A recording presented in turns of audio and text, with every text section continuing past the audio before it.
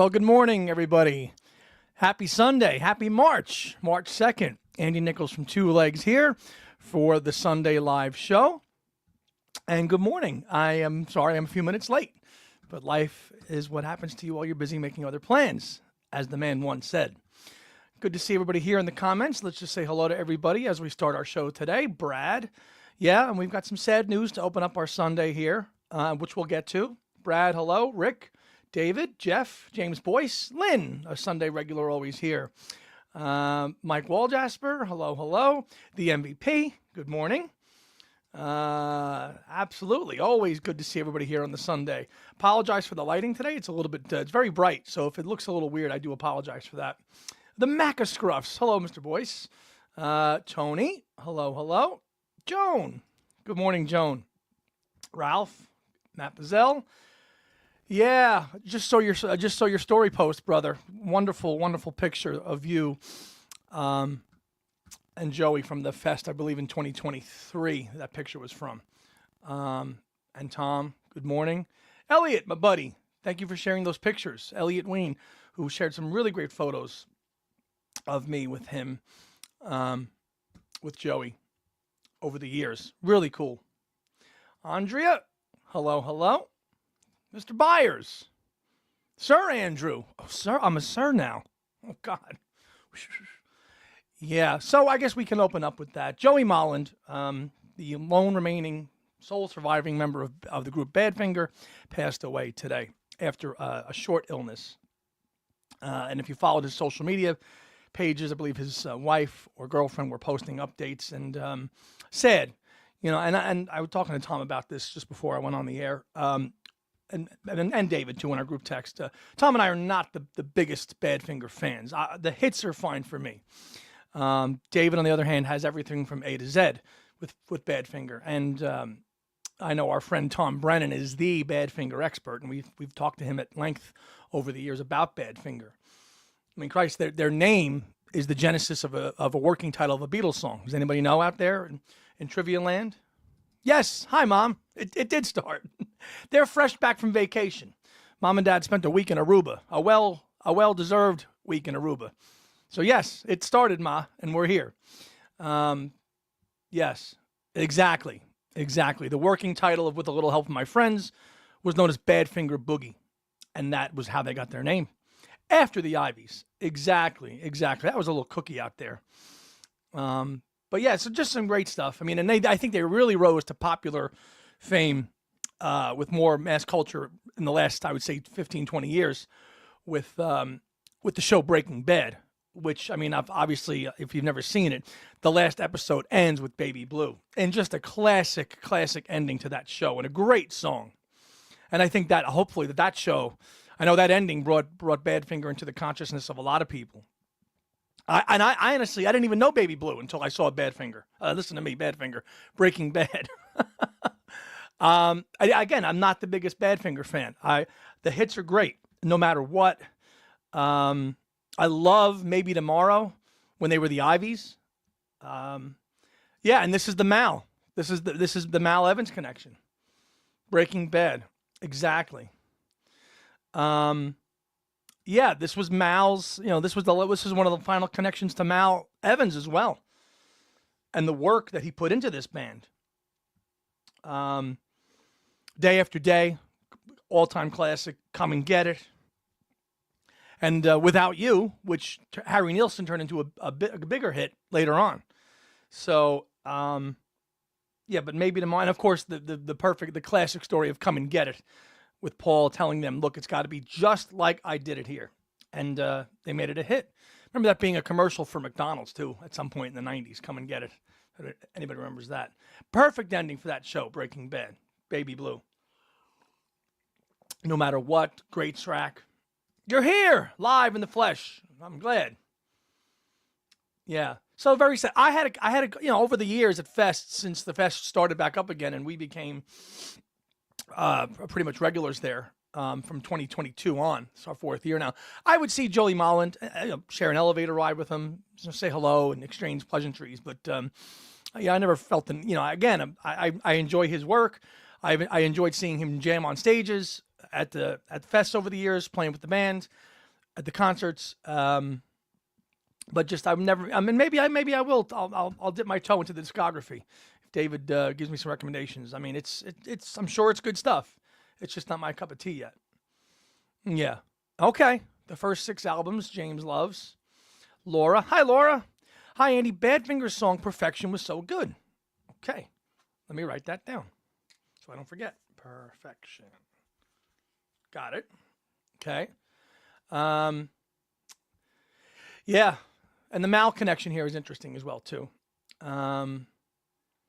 James Byers. Gordon Ramsay should do a new cooking show, Baking Bad. Well, he's a real beauty, isn't he?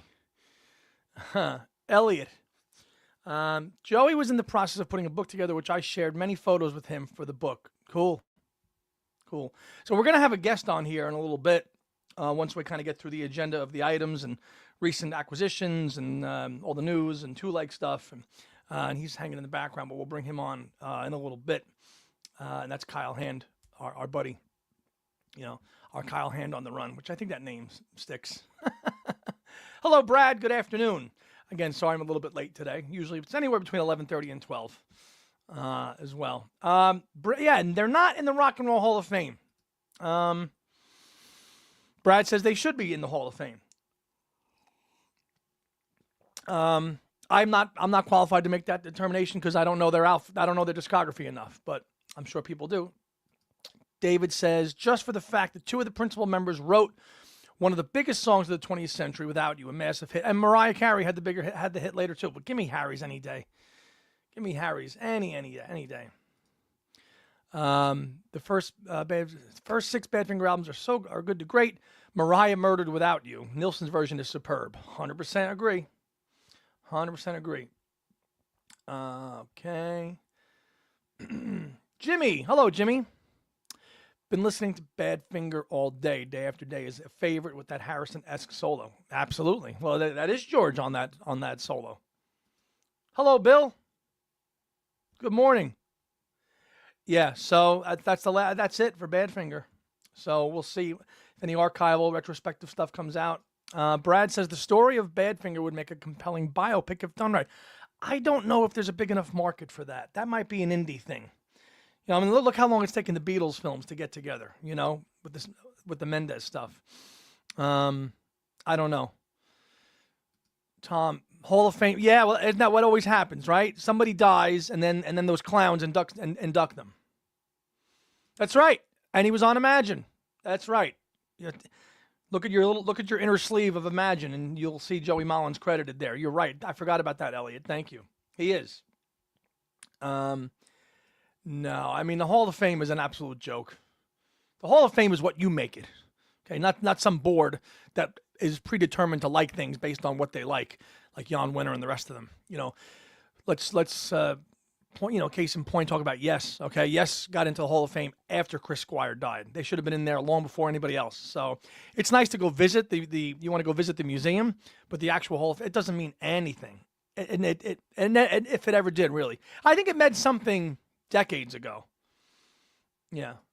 Badfinger certainly got screwed by their manager in the business. Sure they did. They got eaten up. Sad, just a sad story, you know, with both guys dying, you know. Sad story with that band.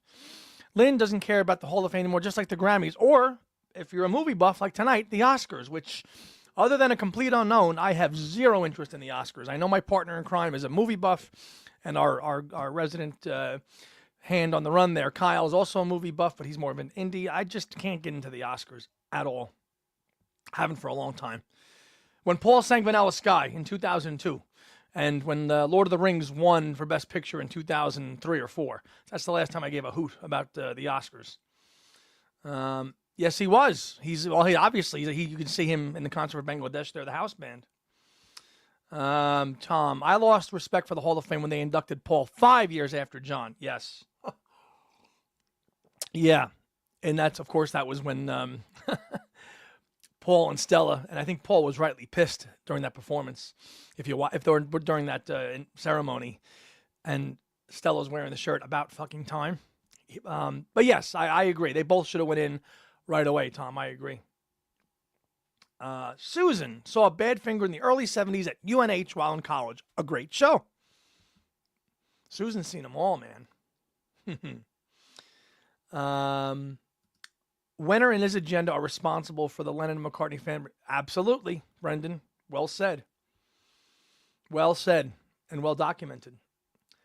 I'm a movie buff, says Brad, but giving slaps on the back to them, I have no interest. I don't think I've ever watched in over 30 years or more. No, they're just political things and blah, blah, blah, blah, and dresses and what are you wearing and blah, blah, blah, and just a bunch of hogwash. Crapola, as Archie Bunker used to say. Hall of Fame inducted Paul after Linda died and George after he died. Rubbish. Exactly. Doesn't mean anything. Here's something relevant. The Brit, so Now and Then was nominated for, I guess, a Brit Award last night and did not win. Not a shock. Yeah. Jimmy was at the Rock and Roll Hall of Fame in 2014 when Nirvana, the E Street Band, and Kiss were inducted. Nirvana, all right. E Street Band, props. Kiss, major no. Major no. Sorry. Take your face paint and get out of here. Go back to New York. Respect, though. I like a couple songs, but I'm not a Kiss fan. Sorry, Tom. Peace and love. Badfinger got royally screwed. The Small Faces also got royally screwed. Got to watch out for them Sharks managers and agents. Yeah.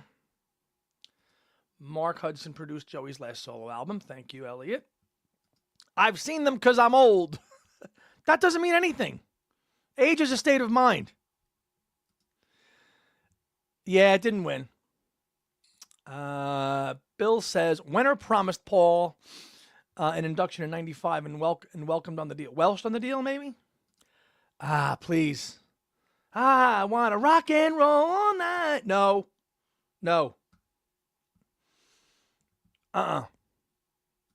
Brad bought Tom Evans a beer in 1983. Probably at a fest. Tom is a big Kiss fan. Well, Wenner welched on the deal. Thank you, Bill. I thought that was the case. Again, the anti-McCartney bias is always ever present with a lot of people. So how many of you all pre-ordered the new Wings book that's coming out in November? And how many of us think it's going to be tied in with the film? And do we think that the name of the film is going to change now? Which I think it's going to change. You can't have a book called A Story of a Band on the Run and then Man on the Run. I think it might change. Personally. Yeah. Click, as soon as it dropped, click, boom, pre-ordered. Well, the MVP did. Well, and I did too, so maybe we'll give one away. Brad, go back to the Kiss stuff. The only Kiss album I listened all the way through many times is the most one, Music from the Elder. Okay. Pre-ordered. Got to pre-order the book. And Boyan, thanks to some help from Joan, got his copy from that he could pre-order in Down Under. Over 100 photos. 100 photos. And the thing we talked about, and again, thanks for those of you that watched it. We've been dropping kind of these kind of hot takes. It's the beginning of the month and the end of the month, so we don't really have a new show. We will next weekend. But with all this Paul news, we've been able to drop, these hot take videos. And we did that with the book, which is nearing closing in on 1,000 views. So thank you for that. But we said, like they said in that video, how much of it do we think it's going to be fresh or archival? Now, I spoke to my friend Adrian Sinclair, and he thinks it's just going to be Wingspan Mark II, which is unfortunate. But if that's what he says, and then I'm inclined to believe it. So, exactly. Boyan, I'm no longer so convinced that this book is going to lead to an archive box after you get you gave him the answer newsletter. Only mentioned more Venus and Mars. So you've now you've kind of dialed back now, because I seem to think that it's just, and maybe it's false optimism. I think that we're just opening up the doors. And no, I want to look at the glass half full. I think more could come into it, which we're going to get into Kyle when we talk to Kyle about what we think about stuff for this year later on. Is there info in the book that's not in the legacy books? We don't know yet. It's in Paul's words. But March is here, and in a couple of weeks, we will have our half-speed master on vinyl of Venus and Mars, all the Venus and Mars merch, which, depending on, your position, is just more milking and flogging, rehashed product or exciting product. I think, people like us will take it where we can get it. I like the merch. I like the half-speed masters that tie in with the anniversary. I know Tom thinks nothing's coming out in terms of London Town or Back to the Egg till those years, which would be 2028 and 2029. I don't think that's going to happen personally. Yeah. James has a local bookshop, so I will support them and get the book there. Good. Go to a Waterstones or maybe even a local one. Tom, good job, Boyan. You have to read every line with exactly. Hello, Brooks. Hey, Andy, I can't imagine the new book will be more honest than Legacy. Well, the Legacy books are based on fact and research, and I mean that's what the Legacy book is. It's like looking through from A to Z and looking at historical records, travel logs, flight logs, itineraries, studio session logs. That's how that book was put together amongst years of research. So that's a research-based book based on fact and what was available to them to research. So it probably will not be. You're right. Tom thinks the book... I agree with you, buddy. I absolutely agree with you. Whether that's this year or next year, I don't know. Beetleboy01. I very much think the book will be like the Fabs anthology book. Maybe. Well, that was just basically the interviews transcribed. I would love to think that Paul sat down and wrote everything out, but in likelihood, his current memories and stuff were probably just dictated down. I would love it if Paul sat down and hammered away his history, but I think at 82, he probably just dictated. And they said it's an oral history. So, hello, Dad. Happy Sunday. You just going to chill today or you're going to make some sauce? What are you going to do? I think you should make a sauce today. James Boyce, I did pre-order the Venus and Mars t-shirt that we'll get here. Oh, yeah. Good point on that, James, because as we know, with one hand clapping, too, we got the shirts and stuff well before the music. So I'm curious. Yours is going to be here next week. So I have to check my order on that because there's 2 shirts coming, and I think Tom nearly got everything. I think we bought everything as well. Recovering. That's too bad. Oh, but I get it, though. That's good. I get it. Yeah, so I'm excited. I'm excited for the half-speed stuff. And maybe, you want to call me a fanboy? Fine. I mean, we'll take anything from Paul. We will.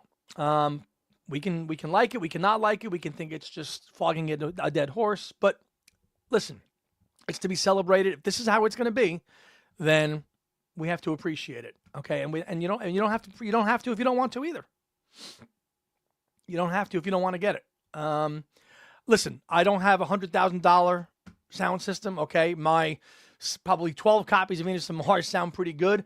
The colored vinyl, the 2014 double LP, all the myriad copies that I have from the 70s. I mean, they all sound okay to varying degrees. Maybe these half speeds sound a little bit quieter, which is nice. But I mean, any of these recent pressings sound fantastic, and it's a great album cover. Absolutely. And that was an interesting story in the McCartney legacy about Paul's back and forth with Hypnosis and Aubrey Powell. And obviously, if you read the book, you know that he basically Storm Thorgerson had one vision, and Paul was like, "Look, you can work with me on this, but this is going to be the design." And what Paul wants, Paul always gets. Always. Brooks, they need to speed up the half-speed release schedule. Otherwise, Flaming Pie half-speed will be. We don't need that yet. In 2047, we don't need that yet. We don't need that yet. Oh boy. Quarter speed master. Have you guys seen some of those two? Peter Gabriel and Genesis do that with a couple of theirs too. They release 12-inch records and you got to play them at 45 RPM speed. I got all the Peter Gabriel albums years ago, which are nice, but I might sell those off. Those are pretty cool. I mean, but I don't really need them. I think they're a little bit of a waste. Paul he certainly was. So, talked about Joey Molland. Been diving back into the last couple of days, and it's a point we've made on the show a lot. these things come out, right? And we buy them instantly. And we talked about this week on our text thread.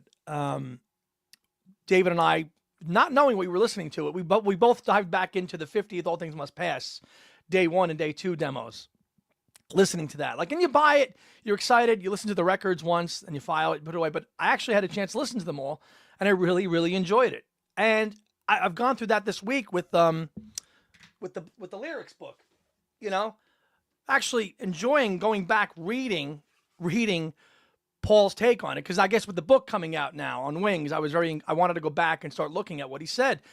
Again, I have some friends that have read this cover to cover, but if I'm being honest, like, it's A to Z, right? So if I want to read a song that he's talking about, I'm going to go to it. It's going to be a solo song, but you know, it's just things like this. Again, and people said in the Hoppin' forums, less books, Paul, more music. You know, we got the lyrics book, we got the 1964 book. Now we have another book coming out. So listen, anything official that's going to be under Paul's name, though, I think is pretty cool. And it's been nice to go back and look through these again. And the only interesting thing is, like, when you look at it and you read a story of a song of his, I kind of just want to go to where he talks about the song. Usually he's got some kind of Beatles story associated to it, like especially the solo stuff. I just want to see what he said, what he feels about the song. Getting Closer, Girls' School. I was reviewing those this morning, just the solo stuff. So I mean, but my point is, you buy these things in the anticipation when it comes out. You get excited to it, you listen to it, and then something else, you got to move on, and then something else comes back and you file it and you go back to it. So again, there's just so much to keep up with and read through it all. I even think maybe possibly we could even do something, another future two-leg show on this, where we pick our 10 favorite submissions or something like that and go through it. So much product. No, not yet, Tom. Not yet at all. I have to wait and see. Make sure we got through everything that. Oh, another thing here too I want to show. Another new book too, which I recommend. And Tom and David are actually acknowledging this thing, because I think they had the author of this book on in the pre-Andy days. And anybody pick this up yet? Ribbons of Rust, the Beatles recording history and context, which is Robert Rodriguez and Jerry Hammock. Congrats on you guys being in there, because I think you guys had him on before me. And they're in the acknowledgement. So this is a pretty cool book. It's got like QR codes to look at it, to scan and see what they're talking about. So I thought this was it's volume 1. So this is a new book that came out as well too. So check this one out as well. Also in the printed word department, there's a really cool fanzine, old school fanzine called Octopus's Garden. Okay. That is ran by a guy by the name of Tom Aguiar. And I wrote 2 submissions for this, recapping Manchester and the Bowery stuff. And they printed it in here. So you could just Google it if you're interested. I think it's $25 for the year. Old school stuff. Jeremy Porteralla wrote something in here for his recap of the the Ryman shows. It's just nice. It's like a nice old school authentic fanzine that's still printed and stapled with color photos and all kind of decent, like a throwback. And I think there's 4 issues a year, and I've got two entries in here as well too. So thanks to Janet Davis and Tom Aguiar for especially getting the Bowery submission in, because the cutoff was like February 28th, and I said, I went to the Bowery show. Can we get those inserted in there too? And he did. Yes, for his recording sessions book. Okay, that makes sense. Very cool. Yeah. But that's another new book. Again, so much stuff that there's just, where is the time of the day to read it all? Russ says, hi, Andy. I hope Paul's book on Wings has pictures like 1964 and not the usual. Would be nice. No, Susan. In fact, my partner went to the post office in his town, and it was not there. And its last tracking was February 21st. So I've been in touch with the vendor, Rockaway Records in LA. And they're like, look, they've experienced this before. They said sooner or later a human will find the package and return to sender. And that's the best I can hope for right now, is that it goes back to LA. It goes back to LA, and then they'll contact me, and they'll get the right postcode on there. So, yeah, but I really thank both of you for trying to do that. It's just annoying because it's what I can't control it. I can't control it. Brad, you said A to Z. It makes me wonder where did the D come from in Z? Why couldn't it have been Zeb, Zeg, or Zek? Seems kind of unnecessary and arbitrary to me. You're going to have to ask somebody over in the UK that, because that's the language. That's what they say when they say Z. They say Z, and that's how I was taught. So that's what I say. And I use my S's. I don't use Z's when I write, but you all know that if you've gotten emails from me. Yes. March 10th, the Ryman special will be on CBS as well too, which would be cool to watch that. But yeah, no sign yet. Beetle Boy, Girls School would have been even better with the 75-76 lineup. Agree.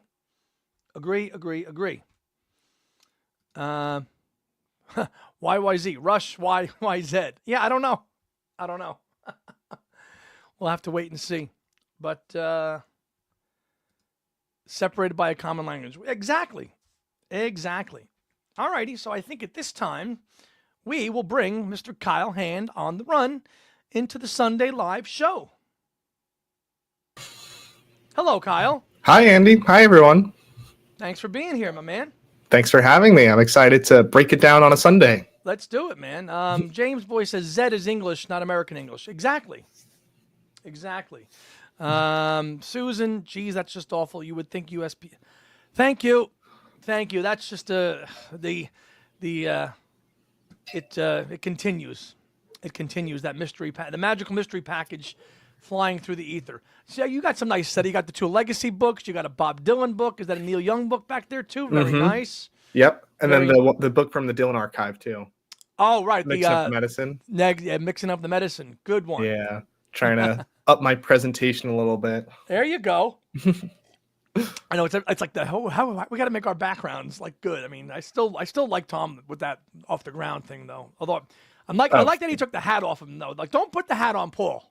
You wear the hat, Tom. Don't put the hat on Paul's in-store stand display. I don't like when he does that. Yeah. One leg and one hand. Yeah, almost a person. Almost a person. We'll make our own like Megatron Paul. We could do that. This Friday, March 7th, is Elliot's birthday. Well, happy birthday this Friday to you, sir. Kyle made a great appearance on Ken Michaels Radio. Thanks, Tony. That was a lot of fun. Tell us about that. It's funny. Ken, bless his heart, he approached, after I approached him several times, he approached me in response, asking to if I had any interest in being on Youngbloods at the fest in 2023. Right. So kind of like once a year, I'll email him and be like, "Hey, did you forget about me?" And so I don't know. I feel like he did like 2 or 3 Youngblood shows in like the same year, and then it was like 3 years went by, and so it was funny that he had he finally got 2 other people together, and because he wants to do 3 people, and then one person dropped out like the day of, and then the other person we were like waiting for like 15 minutes for them to join, and they didn't pop on. No. And so luckily, Owen Ling was his backup guest because he's been on the show a bunch of times. So so it was just me, Owen, and Ken, and Owen and I were like, great, like more Ken for us. We don't need this third person. No. But it was just, it was great. I think I thought it was funny that like one of the criticisms in the comments was like, oh, they talk too much Paul. I want to know what they think of the other Beatles. And we're like, well, it's what you're into. Yeah, but it was a great time. It was. And our friend Beatley Tone, will not be around today. He's entertaining his guests, so we wish him well. And I guess we can tell everybody that Kyle and I.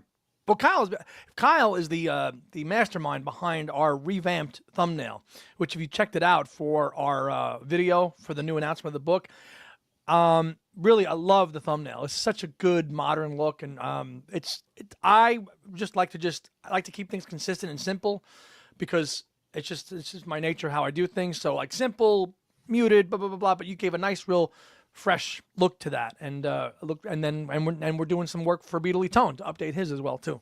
Yeah, thank you for allowing me to help out with that. I have listened, and I'm just like a YouTube baby, like it's literally in my bloodstream. Like yeah.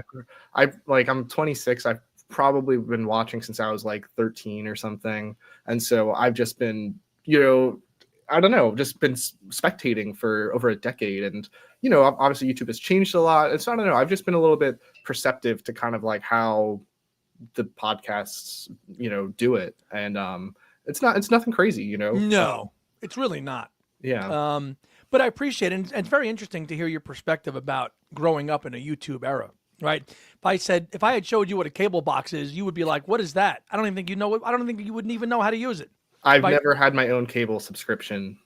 No. I mean, and those of us that are old enough back here, back in the day, there was a cable box you put on top of your TV, okay? And you had to go up and click the buttons, 2, 3, 4, 5, 6, and keep it in. I mean, here's a guy who has just been raised, and the YouTube era is your thing. So it's all you really know. I mean, you told me, I think it was off the air or on the air, that you basically have a YouTube paid subscription because you don't even want to have ads. I mean, oh, no, forget it with the ads. Yeah. Get out of here.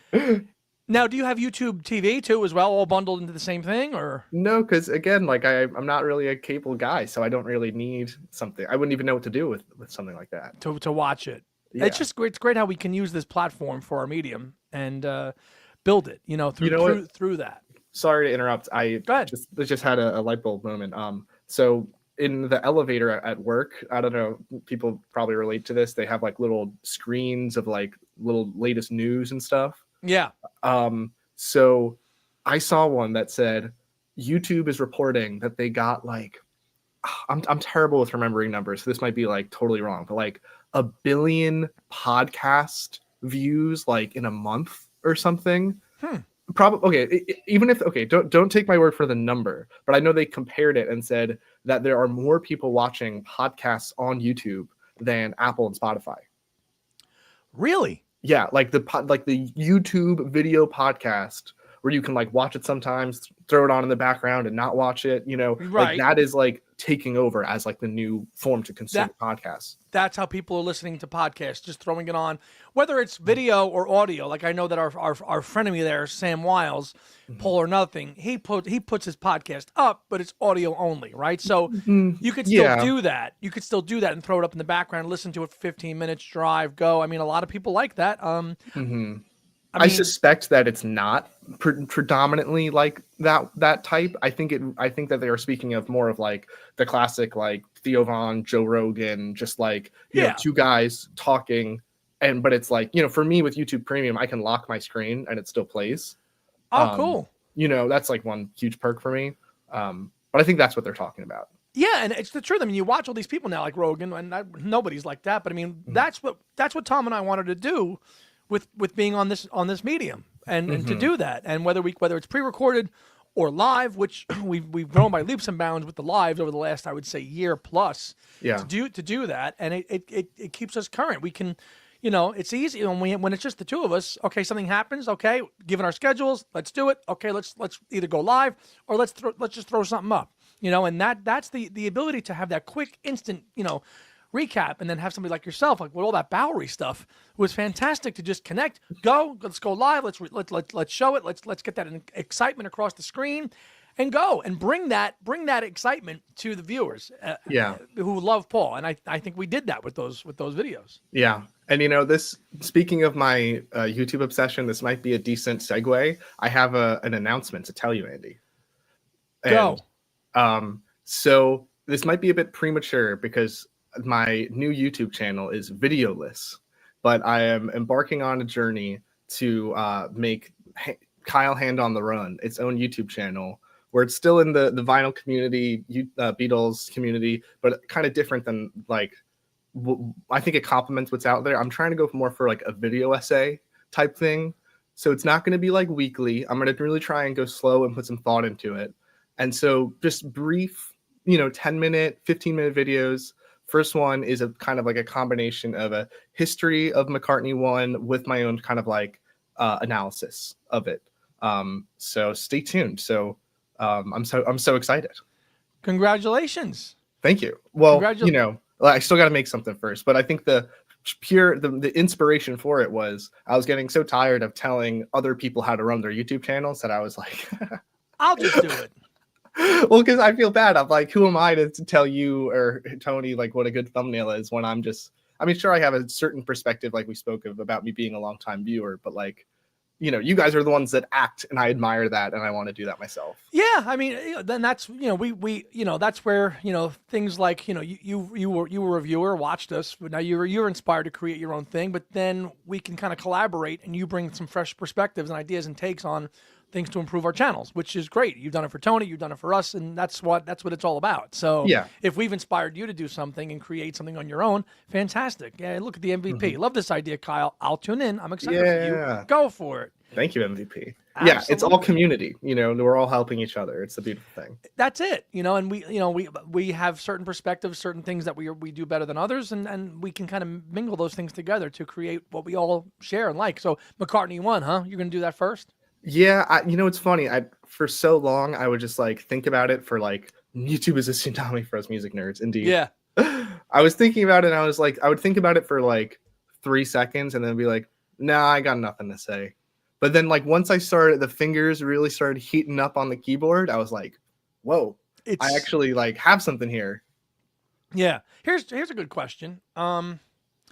James says, if you watch a podcast, is it still a podcast? If you can watch a radio host in the studio, is it still radio? A lot of people say this. Oh, is it because a podcast is more audio based? What do you think? I think it's still going to be called a podcast. Well, I mean, not to get too academic, but I just think that media is kind of meant to evolve. Like the thing that we call, a motion picture, movie started as just, without sound, right? So like, it's just, we get used to the names, and even if they kind of change what they're like, sure, maybe they could deserve a new name, but that's too much work. Exactly. James Boyce also said, because of COVID, the podcast increased, and that got most, and that's us too. Listen, a lot of podcasts boomed at the height of COVID, because what else were you going to do? Absolutely nothing. Read a book, watch a movie, or talk about Paul. And we were no exception to that. We did some great. I mean, we did our ranking the track series during COVID, which was live, which I think got a lot of people into it. And Tom and I made a commitment then. Well, even when I joined, like we did not want to just be like, here today, gone tomorrow. Okay, we want to stay relevant, and we want to stay weekly, and that's why we bust our ass to put out a show every week. On occasionally, do we miss a week if something happens on our schedules? Sure, but we really, really bust our ass to try to make sure that we can put out some content every week. Are some shows going to do better than others? Sure, that's fine. Like the episode we did on collecting hasn't even gotten 1,000 views yet, but that's a niche thing. I get it. It's fine. But the COVID thing definitely helped our show, but it kind of just launched us to where we are now, and the bar just keeps going up higher and higher with people like Kyle and everybody else kind of collaborating and doing this stuff with us. Okay, there was another. Oh yeah, Jay says, "Hi Andy and Kyle. I'm just joining now.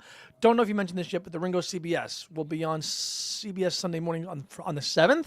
So is that something different than the March 10th thing? Sheryl Crow, Jack Wright, Billy Strings, and Molly read the rhyme. So that might be like a news special, not the actual thing about that. All right, look out for that. Tom Liverani's asking Kyle, are you going to the fest in New Jersey? Yes, I'll be there. I'd love to chat with you, Tom. I'm sure. I know we've probably rubbed elbows before. But they'll be there. Yeah, I think Tom said they're going to be there Friday and Saturday. I think so. Yeah. Absolutely. Again, this is what we're talking about. A little two legs gathering at some point within the fest, at the fest nearby. It'll all happen. But yes, yeah, we're going to do some sort of like ceremonial, like sacrifice a goat to hope that Cold Cuts comes out or something. Well, we're going to segue to that. I'm glad you mentioned that title, because we're going to segue to that in a minute. Another question for you. Hey guys, Kyle, how did it feel seeing Paul walk past you? You know what? I watched that video again last night before I went to sleep, just because like I still get a rush from watching it. I swear to God, before I went to bed, I got on my phone and I watched that video again. Just watching it again with you and Paul walking and you screaming? Like how did it 3 weeks later? How do you feel still? It felt surreal. It really felt like a out of body experience. I feel like if I ever have like the chance again, I almost want to like meditate and just like feel his energy. But this time I was a man on a mission trying to, inject a memory back into his head about Yvonne's the One. So I just felt like such a rush, that You were like screaming it too. Like I've never heard you scream before because you're such a mild-mannered guy. Like chill, calm. Yeah. And there you are, your hand up screaming as he walks past. Well, because it was probably so loud on the stream because it was in my own headphones. But my favorite part was when Tom sent me like a video on Twitter of like just somebody else filming Paul, and you could hear me from like across another video. You see yourself on another video doing it. Yeah, so that's also I'm also writing up a video diary thing about that experience on Hand on the Run. So awesome. Yeah. So it's gonna be kind of like a Trojan horse where I'm gonna set it up as like, if you could say one thing to Paul, what would it be? But then also just make it an excuse to talk about how much I love Yvonne's the One. So hey man, that's it. MVP. Andy and I talked about it last night, so I watched this morning too, guys. I couldn't help but laugh and scream out loud. Plus, I listened to Yvonne's the One. That's all that matters, you know. Like even those girls that we interviewed that like actually got into the show, like they just watched, you know, Paul do a secret small show, but still, I bet the highlight of their night will be going home and listening to Yvonne's the One. Hopefully they're now subs because you told them about us. You know, I hope so too. I hope so too. Matt says, let's just tell them the talkies. Okay. Tony said, True. The first Two Legs video I saw was about the Flaming Pie box set all the way back in 2020. Yeah. Lynn says that was a great live moment. One of the best in the history of this show is, absolutely. That was so fun. Okay. Segue time. We mentioned it. Now we're going to bring it up. Okay. Now, I think, listen, this could just be false hope. Again, glass half full. The 2025 archival project for MPL and Paul McCartney is going to be Cold Cuts. I said it I think it's going to be Cold Cuts. I feel it. It is. This is a great kind of another alternate version of Cold Cuts. I don't know if anybody ever seen. You ever seen this, Kyle? This is called Odd Socks. I got this from Chip Mattinger. This is kind of like it's another kind of offshoot thing, but it's kind of got this nice artwork here of all the songs. I do have that, yeah. You have this, right? Yeah. I got this from Mattinger as well. Again, I just feel that 2025 is the year for this project. I mean, what are your thoughts on Cold Cuts and the material on it? We've talked a lot about it. I love this period so much. I think it's I love reading about it in Legacy. I'm definitely not far along enough where I know that there will be more discussion of it in Legacy. I want to talk about the material on it, but just to kind of quickly circle back to the little bet that you, Toad, and I made. I think we all lost. I think that the release they were referring to of like more Wings stuff to come was the book, and none of us. But you're holding on to hope. You think that Cold Cuts March 2nd. You can't. That bet's not lost yet. It's only March 2nd. I'm not. Yeah. If the end of the year comes out and it's only been the book. Then we lose. I'm just saying how I feel. I'm not actually closing the books on it. So you feel between the Venus and Mars merch stuff, like at half speed, and the book, do you think that's the Wings, more Wings for 2025? I'm afraid so. I don't want to believe it. I know it's only March. I'm afraid. Like it just seems very direct. Of like, stay tuned for more Wings, and then like a month later, they're like, we have a book about Wings. But that's not coming out till November. I know, but they just announced it. Okay. Yeah, I don't know. Anyway, just calling my shot on that. I would hate for that to be reality, but I think it's such a project that he has tried to release so many times, going back to 1974. Okay, this project came out. He wanted to put out some early Wings outtakes and stuff and put out in 74. Then he tried to do it again in 79. Then he tried it again in the 80s. I mean, he's tried to do it many times. And I think it's grown in its stature. I think even it might even have a little more staying power than a one-hand clapping project, which, I mean, I don't know how you weigh both those projects in terms of where they are in McCartney fandom, what people more gravitated towards more. I mean, Cold Cuts has been a thing. I remember reading about that on the AOL Beatle forum days back in the day. I mean, probably when you were like, 2. Yeah. Well, I was not on that, but no. I would add, in defense of what you're saying, I think that Cold Cuts could make a great audio companion to his Wings, book, because, you know, if he's like celebrating Wings and it's like, we were so good, and also there's unreleased music as well, you know, I think, you know, but aside from Cage, Waterspout, and Have We Met Somewhere Before? Did we? Yeah. What else is unreleased? Robber's Ball. That's not out? Nope. For some reason, okay. Robber's Ball is not out. Night Out we got out on the Red Rose Speedway archive, finally. Mm-hmm. A Love for You we got on Ram. My Carnival we had on Venus and Mars, obviously. And Tragedy, finally Tragedy came out on Red Rose Speedway. Same time next year, obviously, came out on the Put It There single in '89. So yeah, there's a couple. You know, did we meet somewhere before? And Cage and Night and Robber's Ball being the best ones. But I mean, this is a CD copy of it that I have that I manufactured myself. Like back in the day, I could actually you could actually print labels and slap like this is actually a CDR that I actually like put a label over. Oh, nice. Back in like the early 2000s. Probably in the Kazaa days and things like that. Well, you know what I would add about that is I think that the way the label might be able to see this is kind of like using tracks they already have from box sets and then just cobbling it together into like almost like a box set collab, you know. Yeah, and adding the unreleased stuff too. And then adding the unreleased. Because then like that's not a lot of homework for them. That's 4 songs that they have to actually touch up and release. And then aside from that, and then I mean, because it's, you know, I mean, so I mean, again, somebody asked a question. I have no intel, Matt. I have absolutely no intel whatsoever. It's just a gut feeling, just based on what Paul is now doing with his archival stuff, right? And looking at the template that he used with one hand clapping and applying it to the Cold Cuts project. That's pure speculation. I have no intel whatsoever. Well, Andy and Paul made prolonged eye contact in his concert, and I think the ideas just got swapped, just transferred in their heads. Hey, man. That eye contact was legit and for real. You can ask the MVP. She watched the whole thing. And I got a head bob in Manchester, even though we were a little further away. But at the Bowery, it was direct. Let's see. Let's catch up on some comments here. Let's see. Tony had Cold Cuts. You have 2 versions of Cold Cuts, Kyle, or just the one? You have that one I showed, and then the I have the single LP and the double LP. The double LP, the same, exactly, right? Yeah. The No Baloney cover, right? Yeah, exactly. You can find it. You can find it on vinyl, sure. There's a great video on YouTube of Paul's 1970 Come and Get It version 2 with Joey Molland on guitar. Don't know that one. When I first heard Come and Get It on Anthology 3 in 1996, I was like, oh my God, the Beatles should have kept this damn song by themselves because it's so good. He just went into EMI by himself before a Beatles session and knocked the whole thing out himself in like an hour. I mean, in all respect to Badfinger, but Paul's version's way better. It just is.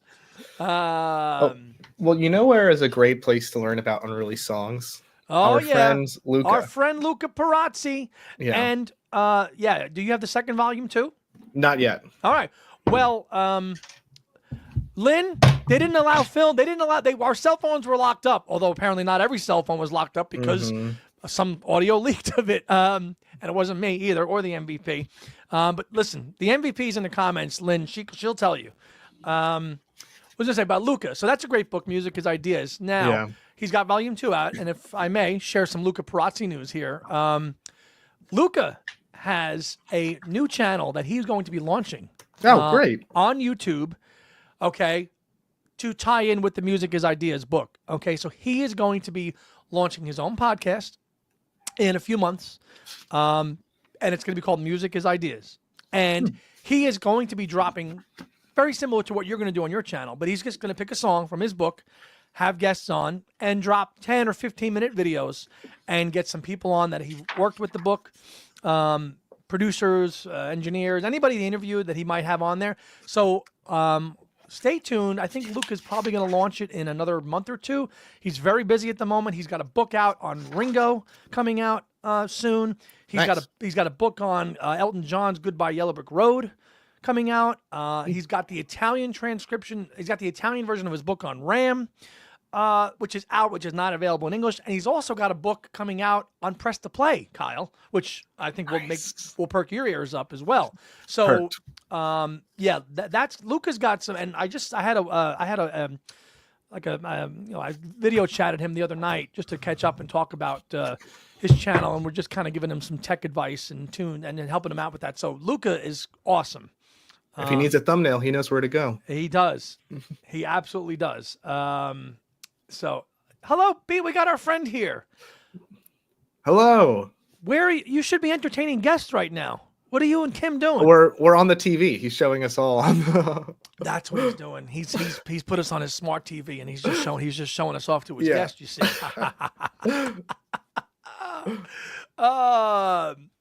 MVP, unbelievable eye contact, a definite connection lasting at least 8 or more seconds. All the while Andy was singing his heart out and rocking out. I'm surprised he didn't pass out after. Nah, I wouldn't have fainted like those girls. Absolutely not. I would not have. Oh, they've left. They've left. Okay. Luca's McCartney books are invaluable. Yeah, you got to get yourself volume 2 of Music is Ideas. Yeah. I just mainly use this as like a reference book, and so I didn't really. Yeah. That's the thing. And I think Luca's books are like that. You know, you want to read about Loveliest Thing, you pick it up. You want to read about Ramon, you pick up and read it up. So they're great. They're great reference books like that. And Luca's just he's such a gem. Oh, I have a question. If everyone in the comments, let us know your favorite Cold Cut song. I'm curious. Can we take a little poll? Let's do a poll. For my money, I'm gonna go Water Spout. You? Water Spout. Yeah, I would say Did We Meet Somewhere Before? I love that one. But I think my question for you, Andy, is having had this for so long, I imagine Cold Cuts was a lot more precious before the archive era. Yes. Because to me, who got this like 2 years ago, I was mainly interested in those 4 songs we mentioned before because I didn't have them on vinyl. Right. Yeah, I would say in the pre-archive era, before 2010, this was considered much more of a holy grail to get to have Cold Cuts, to get all these songs in one place like Tragedy and Best Friend. And I mean, before the archive edition, I think I really only ever had was you had Same Time Next Year, which was an official B-side, and My Carnival, which came out on the B-side to Spies Like Us. But other than, and Mama's Little Girl, which I knew I had that initially on the 93 Wildlife CD. But other than that, I mean, that was it. But then this is not related to Cold Cuts, but it kind of is because it has this. This was one of my earliest bootleg CDs, and God, did I wear this thing out? But it's still so damn good. It's just called B-Sides. Oh, nice. And I got this thing when I was like 16. I probably at a fest. I mean, and it's got Simple as That on it, Tough on a Tightrope, Extended, Yvonne. Look at the track listing there. This is the first time I heard Yvonne. So that's why when I think of Yvonne, I think of this. I think of this bootleg. What's Good Sign? That's a Good Sign. That's a Flowers in the Dirt. And then another. That's a Flowers in the Dirt track. On the Wings of a Nightingale. Nightingale. Wow. Oh, 1882. I love 1882. I mean, these are the first time I heard these songs. Having I'll Give You a Ring, an Ode to a Koala Bear, and Rain Clouds on CD. Like, this was a big deal in the late 90s because if you didn't have a turntable, you couldn't listen to, and I didn't at that time. I couldn't. I had the 45s, but I couldn't listen to Rain Clouds and this was the first time I heard Water Spout, and Yvonne's the one. So this was like, so to your point, before the archive issues came out, this material was much more celebrated. So you kind of already knew these things, so you just you were going to those 4 songs to like hear what they were because you knew everything else. Yeah, and it was nice to kind of have it in one place, but I don't think that I could have appreciated it the same way. Exactly. So we got the comments here, so people are chiming in here. Let's see here. We're gonna address the Cold Cuts comments, and then we'll highlight some other comments here as well. Let's see. Tony says Mama's Little Girl. Yeah. Susan, Water Spout. So good. Jay Burns, Cage. Ooh. See, I don't know. Robber's Ball, Mike Woljasper. Wow, that's a funky track. Another one for Robber's Ball. One or the other, James Boyce. One or the other. Cage or Water Spout. It's cheating now. You can't do that. I'm not with you. It's like 1 and 1A. I mean, today I'll say Water Spout. Tomorrow I'll say Cage. Yeah. Lynn, Water Spout. Beetle Boy, Cage. Not to agree with the host, but water spout. You can agree with the host. You can agree with it. That's fine. Let me make sure that we kind of get to the questions here that Kyle asked. Okay, so on that CD, it's the live version, Live at The Hague, 1882. What a macabre song, 1882. Aren't the lyrics in that song crazy? Yeah. Well, he doesn't do a lot of storytelling songs. Like, is that sacrilege to say? I feel like he doesn't. Yeah. He doesn't. That's a real macabre song. Yeah. Love for You is also great, Lynn. A Love for You, absolutely. Yeah. Ram outtake. Boyle Crisis. Now, yeah, I've seen there's lots of configurations of cold cuts. I couldn't grab it, but I think this is the official one. Like Boyle Crisis is not on this one, or on the LP. So I don't know. I would not. Do you know Boyle Crisis, Kyle? I can't think of it on the top of my head. Yeah, it's like a punk song. It's Paul doing the punk thing. But what kind of stands out to me about like the 3 songs that have yet to be released, those are like full professional songs that like could have been on any album of the album cycle they were in. You know, like I love London Town, but like we could have kicked off something to put in Waterspout, right? Yeah. Or like shortened Grey Goose or something. I don't know if you shortened Morris Moose to put Waterspout on there, but and again, there's a track that Waterspout for a hot minute was going to be on All the Best in 1987. Oh, really? He was going to slide that song in there. So I would just love to see. I am sure his team. I would love if we could got his research team or whatever to talk to them one time, because I know that they probably just look through all this stuff, they archive it, and they're just doing their jobs, right? But they are probably just they've chronicled and probably have everything under the sun archived. Yeah, that's why you need somebody to yell unreleased songs at Paul. Which is why you did that. See, MPL.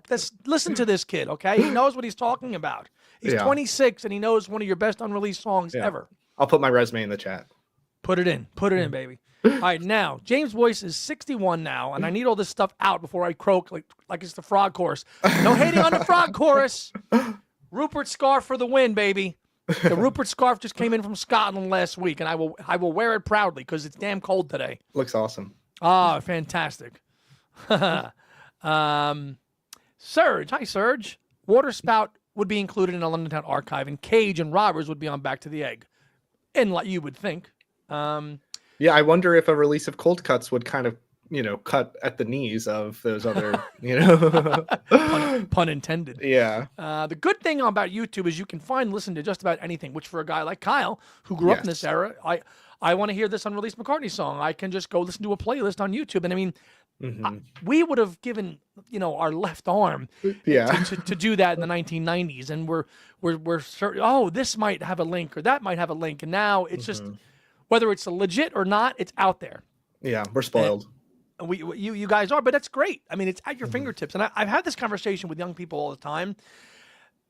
I'm curious your take on it. The youth now have all this music at their fingertips. Like I was talking to a friend of mine, and he's like, he goes, I can download all that stuff and get it in like 30 seconds. And I'm like, yes, you can.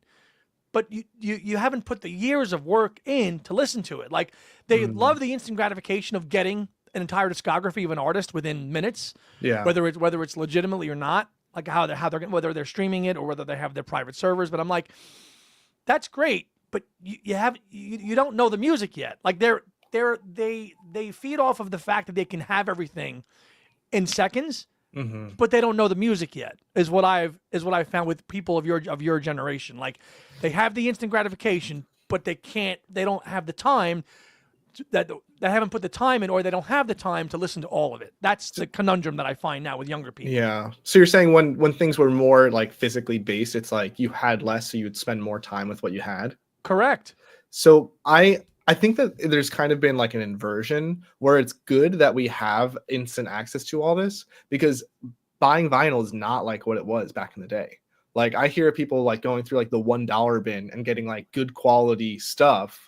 And so you could leave with like, it could be like 5 for, or like, 6 for $5 or something, Yeah. And it's like you leave with like an arm full of stuff. And that's when you could actually like spend time with all these things. But now I feel like before I love being spontaneous and buying something I haven't listened to on vinyl. Sure. But like, it's kind of like bad financial decision to like go and do that, because it's like you almost want to like buy or the stuff, you know what I mean? It's like it's flipped. Like you have to learn it on streaming first. You do. Because that's the first way you're going to get it, and then you'll invest and go do it. It's just it's very interesting watching younger people consume and learn the music now and how they do it, whereas people, the old folks like us, had to listen to it and wait and listen to it and learn it inside and out, and then build the collection. And now it's just like there's so much at our fingertips that I think you kind of get like almost like it's like streaming. It's like watching television now. Like what to watch. There's so many outlets to watch. What do I watch? I could watch this. I could watch that. Like it's up to your pace. Yeah. And whatever you want to do. Like you have a YouTube subscription. YouTube and it's up to the consumer how they want to take all this music. Whether they're going to invest the time and just lock out and work through it that way. I think it's great. There's more outlets to the music, which is great. But there's just so many hours in a day to learn it all. Exactly. Okay. Sir, there is like 3 versions of Water Spout. We'll monitor mixes and things like that. Boil Crisis is a little boring. I agree. James Boy says, Tony loves 1882 because he was born then. Just joking, Tone. Good morning, young master. It's 1882. Ooh, Tony says, short and gray goose. Get on that naughty step, Kyle. Now. Come on, it's for Water Spout. You can forgive me. If you had to take one other track off of London Town to make room for Water Spout, what is the track, Kyle? I mean, maybe Denny's song? Like, not to... Children? Yeah. Like, I like it. I think it's one of his better compositions, but, like, for Water Spout, again... Gotta go. Yeah. Yeah, it's a little twee. It's a little twee, that song, Children. We could elbow that for Water Spout, for sure. Let's see. James Boyce, to further to what we were saying before, I do think the attention span for music has decreased in young people. I could listen to a full album when I was 10 years old. Wow. Yeah. Lynn, plus you appreciate things more when you had to wait and anticipate and savor things and coming out in real time. True. As well. Bill Leary says, I think the way things are with music is wonderful, but there's something to be said for the way we became close with the music, was building a music library over the years, which, see, like, you're a perfect example. Like, you've got a physical vinyl collection. You enjoy playing your vinyl, but you also embrace the ability to stream music. So, like, you're a true hybrid. Yeah, and, I think it's also, again, it's inverse, right? Where it's like folks that grew up in the physical era now get to appreciate, like, the instant access part. But the folks that are growing up in the instant access era now need to grow and accept the delay the other way. And I think that because technology moves in one direction, it's like people don't have to go back and appreciate, the physical and delayed gratification. But for those that do, they find that it's like very rewarding. And I think that it's kind of becoming a thing, that it's kind of hip to, to appreciate those things. Yeah, I mean, now you probably have playlists, and you curated a great playlist for us a few weeks ago when we were home with Tony and we did Country Dreamer, the mock-up Paul album. Do you listen to albums, like, will you listen to an album on your phone full on, or is that more of a you spin a vinyl at home? What do you do? I'm weird. I don't think that I'm the common case, but I only listen to albums when I stream. Like, I'm like into an album in a moment. Like, I honestly, making a playlist right now just seems like too much work. Like, for doing like what we do and like making fun little mixtapes, that's different. But like when I was definitely in like high school, middle school, I would make like a date for a playlist of like August 8th, 2015. Yeah. And that would be like what I'm into that time. Then I'm like, okay, it's time for something different by like January, and I make a new one. But I haven't done that in so long. I've just been so, I think the last, sorry. Yeah. No, go ahead. The last like big playlist I made was like my Paul playlist. And I remember it was when Phoebe and I met in 2019 that like when we would drive around, I would have like my master Paul playlist. I gotta find that. I wonder what's on that thing. But that's seriously the last one. Yeah, and albums, and I think that so you're using the medium now to listen to albums, which is cool. I mean, yes, you can make playlists, but yeah, if you're in a moment of an album, or this week I'm really in a driving rain mode, which I love your Discord That's every icon. week, Andy. Your listen, you're driving rain or press to play. Pick one, kid. I mean, which one is it? I mean, his Discord icon is the driving rain hand, which like I'm wanting to make me go but love, peace, and love anyway. Hard disagree. I know it's cool. I love it. I love that you have that on there, and thank you for that. Let me go back to some comments here. Tom Liverani says, Paul has been known to record all of his live performances. Do you think they'll ever be made available officially, like some artists do that, where they just make everything? I don't think they'll. I think that would be great. I've said this over the years too. Charge us $50 a month on PaulMcCartney.com and drop it all on there. Who wouldn't sign up for that right here and right now? Yeah. Done. Some artists have done that. I don't think he'll do that, though, Tom. Let me see here. Elliot says, do you guys... Yes, I actually just showed that before we went on, Elliot. We showed that. Oh, no, that's a different one, though. That's a different one. So it's the same album. So it's that. It looks like that. It's like this colored, multicolored one. It's the same, but it's the same track listing as what we have, what I just showed. It's the same. It's an older version that Kyle and I were showing earlier with that. So I can't find when I made this. Sorry, I'm just gonna drop my little playlist in case anybody is curious of what Kyle Hand on the Run was listening to in 2019 when I was first getting into Paul.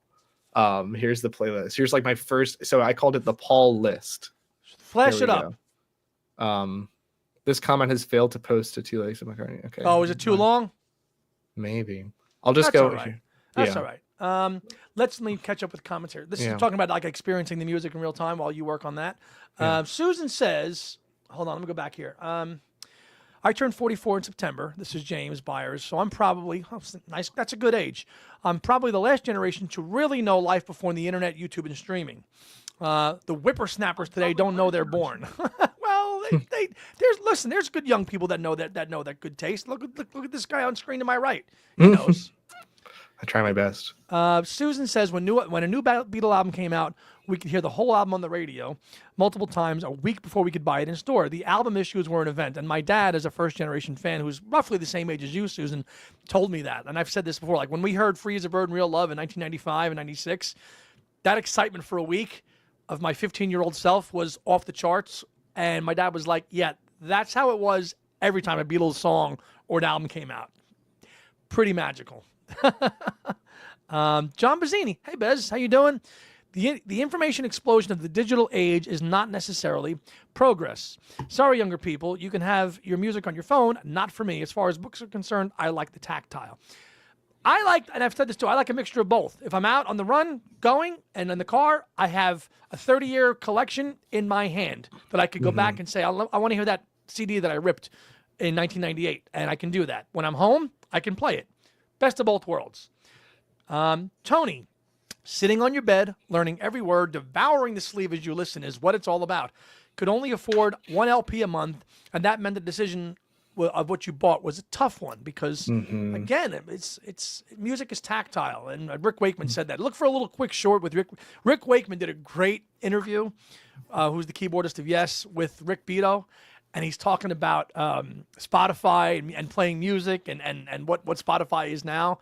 Go through the comments. I actually might even play it if I can find it on a tab real quick because it's a quick 40-second thing. It is such a good thing. I'd love to respond to Tony's comment because go ahead, please. In my research for my McCartney 1 video, part of what I'm exploring is like the controversy of when Paul was releasing his album, and so Ringo was like upset because the sales of McCartney 1 totally gutted the sales of Sentimental Journey. And for me, it really took I had to do a second take of being like, why? Like, why wouldn't you just have both? Like, like they're different artists. Sure, they're both Beatles, but like, what's the issue? And then it's because of what Tony said, that it's like, if people, like, if they come out within a couple of weeks of each other, the most people, can only buy one. And if McCartney's coming out a week later, why buy Sentimental Journey? Like, I understand.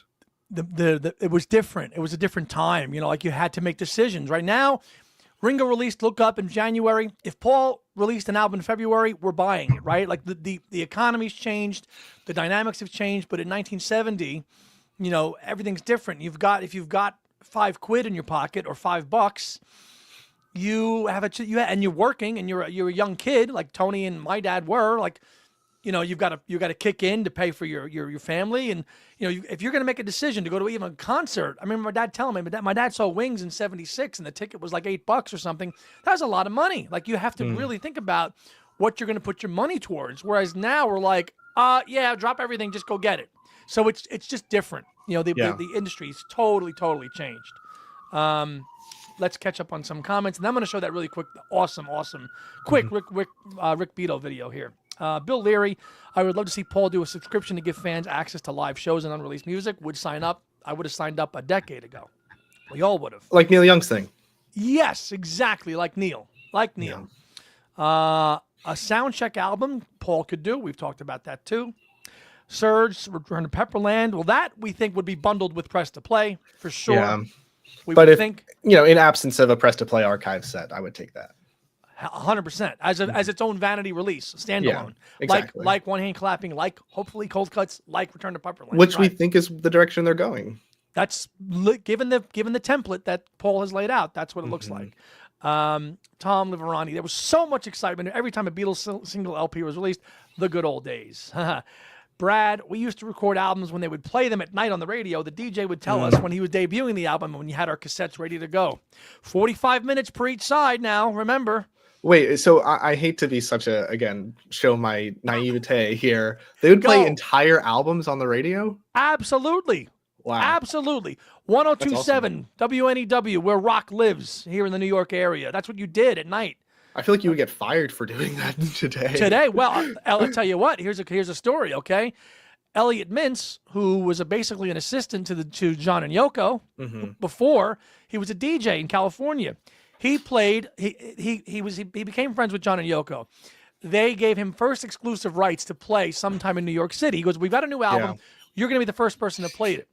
He played all of Sometime in New York City on the radio. He got fired the next day. Yeah, well, because didn't he not listen to it beforehand or something? He did not. He just played it. He just trusted them. He just played it. But yeah, that you would tape it off the radio, and you were until the album came out. That tape was your life, man. That was what you did. Not to get too far off track, but the one thing I'm praying gets released, I don't know why they don't, the Lost Lennon tapes. Just do it like they did like the McCartney, what do they call it? When they released the recordings of McCartney book for the lyrics thing. Oh yeah. Like if you did kind of like some special podcast series, like drop that is just sitting there. Like that's beautiful, amazing content. It's like why has it not been released? That's the Lost Lennon tapes is a great project that Sean could probably pick up, because Westwood One produced that. That was an officially sanctioned thing. That would be awesome. They have the rights to it, obviously. But we'll get back on track here real quick and get some comments here. MVP, yes, Tony. Yes. And if you're me, I had a notebook that I would write all the lyrics down. My favorite songs: rewind, pause, write, repeat. More difficult with an album, but still I did it. Found a way. And Tony did the same thing too. Let's find those notebooks. Let's find them. Lynn hadn't been listening to Paul's solo work until about a year ago, and I have found having so much available at once overwhelming to digest. Yes, this is what I'm saying. It's nauseating. It can be overwhelming, and I get it. This is to your earlier point here, Kyle. Elliot says Sentimental Journey should be reissued on translucent green vinyl and Buku Blues on translucent blue vinyl. That seems like something they would do. In absence of a real Ringo box set, which they seem allergic to. They really do. Yes, it was. This is Scott Muni here on they called them Fats then back in the day. Let's see. I remember WNEW did the debut of Wings Girls School on a Saturday afternoon. This is what I'm talking about. Like, can you imagine hearing Wings on the radio back in the day, Kyle? No, seriously, no. And not having my phone in my hand, that seems incredible. Yeah. So let me share this little quick thing here, real quick. Rick, this kind of centers in what we were just talking about here with this conversation about streaming and everything else like that. This is about a minute long and it's so damn funny. This is Rick Wakeman and Rick Beato. about a minute long. It's all very well having a stream and downloading and Spotify, or shittify as I call it, because the artists get paid pittance. You don't get paid any money. Initially, the record industry tended to be mostly run by people who loved music, cared about music. Slowly but surely, accountants and lawyers took over. So it's all business and bottom line. The biggest mistake they made was the word replacement. We want CDs now. You don't want vinyl anymore. Everybody needs CDs. Then it was downloading and streaming. So you don't need any of that. Wrong. Music is tactile. You can feel it here and you can hold it there. Yeah. So if you've got an album with a great artwork and things, you can look at it, you can read who's on it, what was done. That's taken away the great record shops. You go into a record store, thousands of records and sending CDs, whatever, and somebody next to you go, oh, have you seen the new, you like that? Interaction. It's what music is all about. And what you do when you go online, you get what you were looking for. You go into a record store, I guarantee you'll come out with maybe what you're looking for, but something else as well. And they've taken that away. Yep. Mm-hmm. What do you feel about that? No, I think he's hit the nail on the head. I think, like, obviously, for someone of my age, I just want to find ways to move forward with holding both. Somehow, I don't know if it's possible to like revive that like romanticism of the past. Like, I don't think record stores will ever go away, and I think that they're all, but like, so I don't like to be all doom and gloom, but it's like, he's totally right, and it's much harder to make a living. And as an aspiring music attorney, I feel a little bit implicated in his indictment there. But I'm trying to help musicians make a living as far as I can. It's just, yeah. I mean, look at a friend of mine that we just visited in Nashville. Okay, Dylan Seavey. He has to tour all over the country to hustle and make money and play live. He's not going to do it selling albums or streaming at all. Very lucky few people. Very lucky few people. Yeah. Tony says, I'm almost jealous of young people who discovered the Beatles yesterday. What a journey they're about to go on. True. And that's the beauty of the technology. So you have to embrace it. Yeah. Right? It's a happy medium. You have to embrace it, but you have to know also how to follow that journey listening to it. I mean, you go on and you listen to the top playlist. I mean, I like that you actually just listen to albums, but most kids don't do that now. Also another thing about that video is that one of my favorite artists, like I would say within my top 10 favorite artists, is David Bromberg. Okay. And I don't know, none of my friends have ever said, like, just thrown on a David Bromberg song and be like, oh, have you heard of this guy? Like, I feel like I'm the only person in the world, which I know is not true, that like listens to him.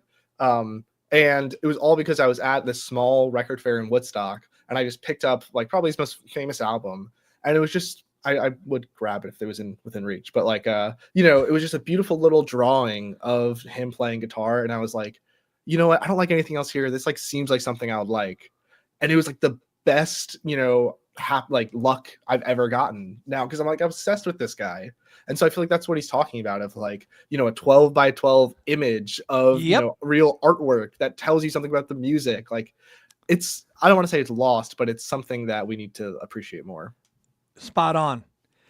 You see, I told you you'd like prog rock. He's a West Ham fan, and that's your team. So embrace your prog rock, Tony. Just get there. I'll help you. I'll help you get there, man. I'll enroll you in Prog Rock 101 for free. Embrace scholarship. A total scholarship. He hates proggy rock, but I'm working on him. I really am. No, I'm also kind of averse to it, but I listened to the Yes album, and because I inherited it from I hate saying inherited. It was like a hand-me-down from a friend's dad. Inherited's like nobody died. Yeah, nobody exactly. Died. Yeah. Hand-me-down. Take this record. Yeah, exactly. And I was into it. So. Oh, fantastic record. Fantastic record. We're not going to go into a proggy rock. We're going to keep Paul. Paul's the focus. All Paul all the time. See, Susan, when Rick Wakeman is so right. When Sgt. Pepper came out, we spent months trying to figure out who was on the cover. No internet then, but it sure was a lot of fun. Yeah. Brad says, speaking of DJs, I was driving the other day and the DJ was saying Jet by Paul McCartney and Wings was coming up, and it said it was about Paul's dog. I was screaming at the radio, pony, not dog. I'm sorry. I just cracked up listening to Tony's comments too. Oh, I'm 63. I can't listen to a 20-minute track without hold it. It's the art of holding the bladder. Ask the MVP. She did it for 5 hours in the freezing cold in Lower Manhattan. Oh, wow. You can do it. Respect. 5 hours, and then we found one. Yeah. Come on. I am going to come up with a quiz on Yes's Tales from Topographic Oceans, which is 4 songs, 20 minutes each, and I'm going to quiz. It's going to be a 100-question test, and I'm sending it over to Beatley Tone's wife, Kim, for you to take. It'll be due on Friday, and then he can take a wee. and then he can. Tony is close. Tony is close to the edge. Oh, that's a good one, James. Being at that age, you're awful. That's terrible. Oh man, oh man, oh man. So, what's your latest vinyl grabs? Like, what have you gotten? Like, Paul related. What's on your radar? What do you want to get? What are you looking for? What? So it's funny. We were just looking for something to do. We wandered into one of my favorite record shops in the West Village, Record Runner, and yes, good. I love one. him because his wife is from Japan, and he constantly, like, I don't know about constantly, but he takes like regular trips back and forth from Japan. And I think that like my next project is going to be trying to get all of Paul's releases on like Japanese releases. The Japanese releases. So I saw a Tug of War from Japan, and I don't know, it was like 30 something bucks, and I was like, I can't do it. And so that was my latest like near grab. But what do you think of that? I mean, I don't know, like, it seems like a fun little project to have them all with the Obi strip and stuff. And for sure. You know, you could get them for $20 to $30, the Japanese. When I visited Tom for the first time, we met, face to face in 2021. He took me to the In Groove, and there was the Japanese OBI of London Town. I think it was $18. Nice. So that's nice. You find this kind of niche area to go down and collect. You want to get all the Japanese pressings, or like Tom. Tom is trying to get every picture sleeve of international in his collection. That's like his thing. That's what he wants to do. Yeah. So, and I want to get more 12-inch singles too, but I was looking on Discogs and I didn't realize how expensive, and like Temporary Secretaries 12-inch picture sleeve, $100. Yeah, I was like, I don't know if I wanted that bad. I had to drop the 100 for and get that, because that was a big. I wanted to get that forever, and I got it at the Chicago Fest in 2020. Oh, really? I got it. Yeah. I think I would buy that at a fest. At a fest, you had to. I mean, that was the best score of the weekend that summer that I got that. Nice. My current rabbit hole, what I'm trying to get, I've just won my first eBay auction a couple weeks ago. I won Twin Freaks, which I talked about, because I don't like eBay, because I don't like losing auctions, and I have such a short temper anyway. I've tried over the years. Give me the buy it now option or Discogs. So I've been wanting to get into more of the mono stuff. So this wasn't on eBay, but I got on Discogs, was the Mono Masters, which I shared on our Discord, which is pretty hard to get. And this was sealed, and of course I cracked it open, because that's what you do with records. They're meant to be played. Isn't that right, Tony? You play them. So I got Mono Masters. Really nice. I mean, hearing Northern Song, All Together Now, Bulldog, and It's All Too Much, and like true mono. Yeah. Really, really, really, really nice score. But I did last week. I lost out on a bid for a mono box set. I did. It was low. I did put a bid in for it, but I lost. Which Tony has. I was texting Tony, and he has it. And damn, I wish those were put back in print to get those, because they are a pretty penny. And I was like, well, it was low. It was on the low end. It was under 1,000.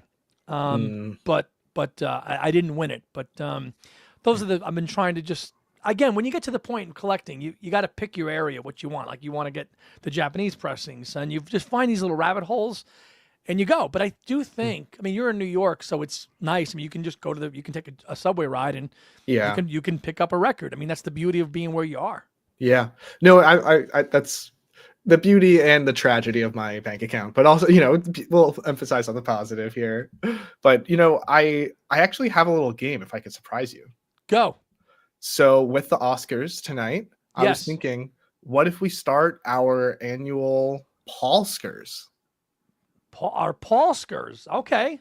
So we just kind of take a couple of their most popular categories. Best Picture. What's the best, Beatles related film? Best international film. We can kind of dub that to be like non-Beatles camp film. Best documentary. Like, these are all Oscar categories. Let's just plug them in for Paul. Let's do it. All right. I love that game. So, and everyone listening along, obviously we need your input as well.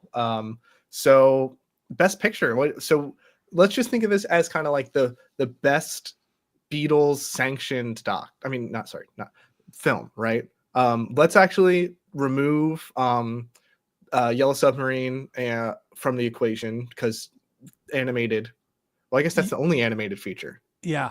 Okay. And the cartoons were not theirs anyway. The Beatle cartoons. Okay, so let's not do best animated feature as a category and just keep that in with Best Picture. Oh, actually, no, we have to do Best Picture last because that's like how they. That's how they build it up. Yeah. Yeah. Let's do it. And in honor of the Oscars being on time, we're gonna have the Paulskers. The Paulskers. The Paulskers. Let's start with Best Original Song. Best original song all time, or this year, or in the last 5 years, like ever? No, all time Beatles. Like, what is the best original song that Paul, whether Beatles or solo, has made for a film? For a film, okay. So we're just talking films. Live and Let Die. You think that's better than No More Lonely Nights? Ooh, gotcha. And also, Did We Meet Somewhere Before was made for a film. It was, but it was only in it for about 30 seconds. The Oscar goes to No More Lonely Nights. All right. What do you all think? Best side musicians. The Paulsker goes to. What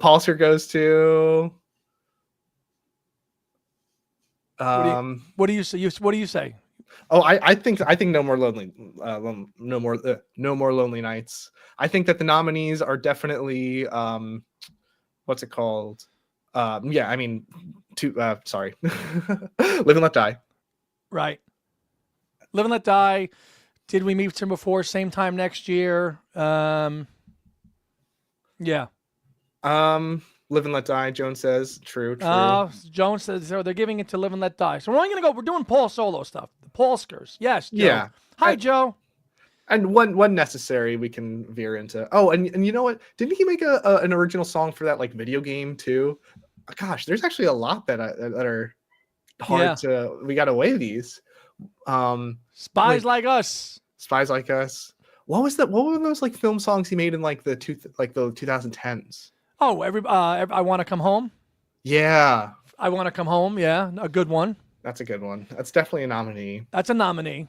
Yeah. Vanilla Sky, nominee. Yeah. It's not Spies Like Us. Ooh. Well, that was for a video game, Tony. That was for a video game. Yeah. I Want to Come Home, says Susan. We've got a lot for Live and Let Die. We've got a couple for No More Lonely Nights, but yeah. If the commenters want Live and Let Die, I'm willing to zig that way. Yeah. I could go either. I could do No More Lonely Nights or Live and Let Die. Personally. Yeah. Okay. So maybe we can relitigate that, but I'm happy with Live and Let Die. I mean, come on, it's so epic. I just think that the contrarian in me wants, his like failed 80s film project to win. The theme to The Family Way. Get at it. Get at it. I mean, no, that's a nice theme. Yeah.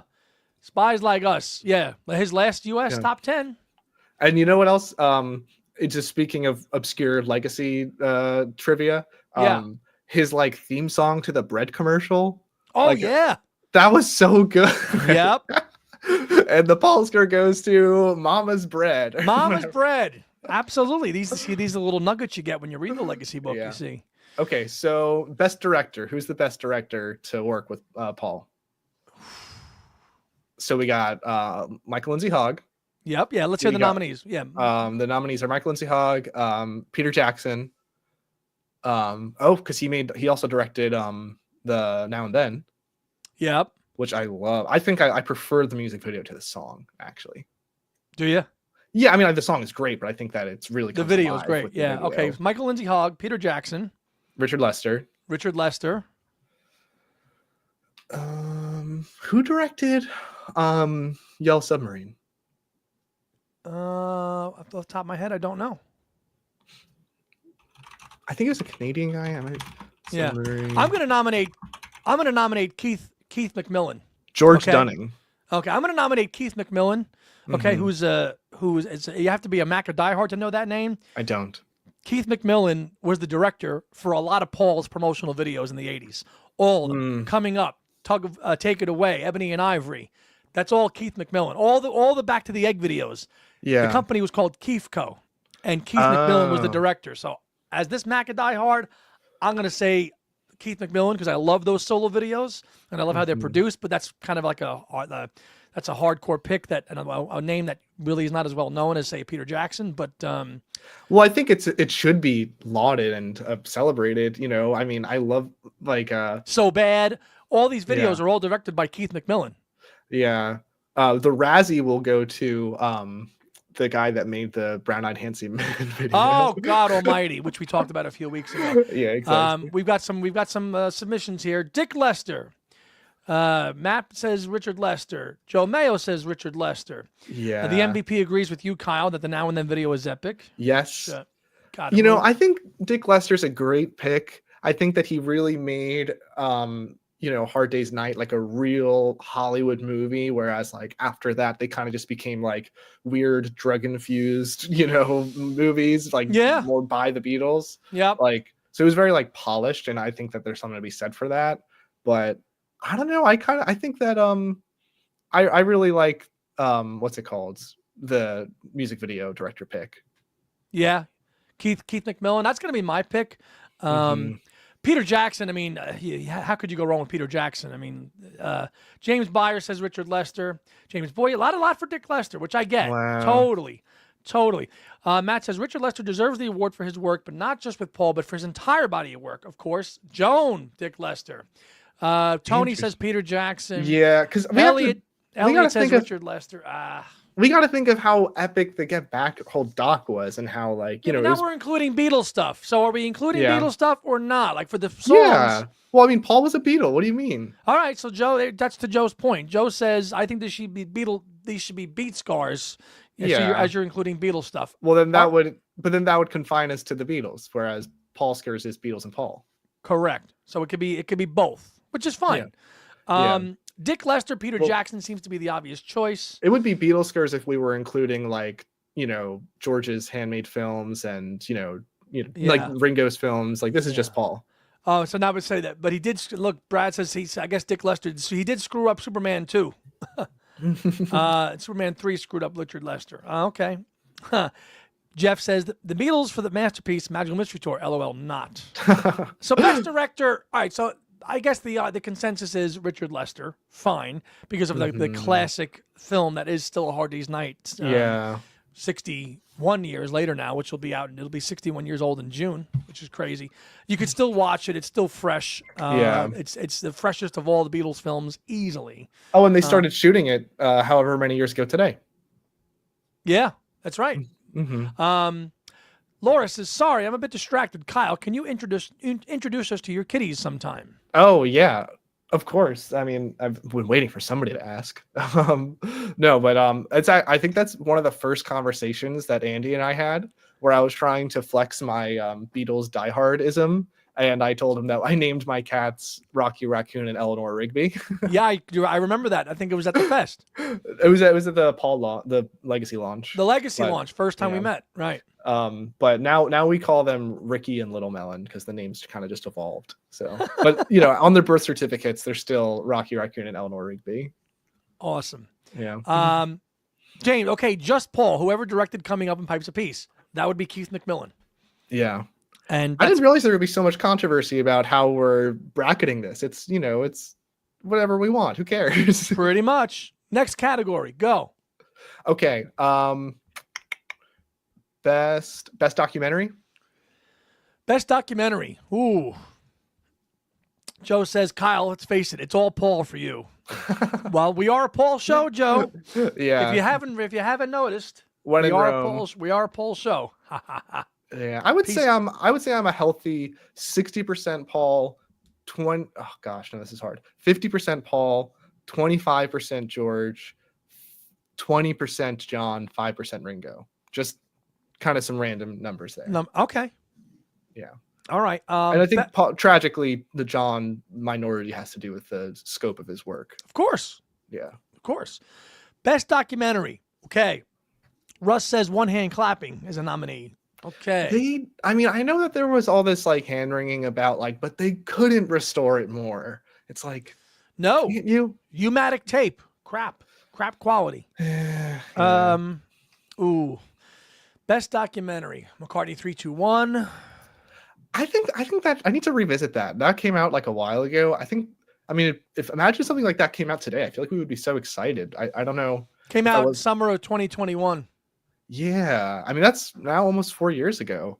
Like, yeah, I love that. Joan mentioned it. It. Yeah, 3, 2, 1.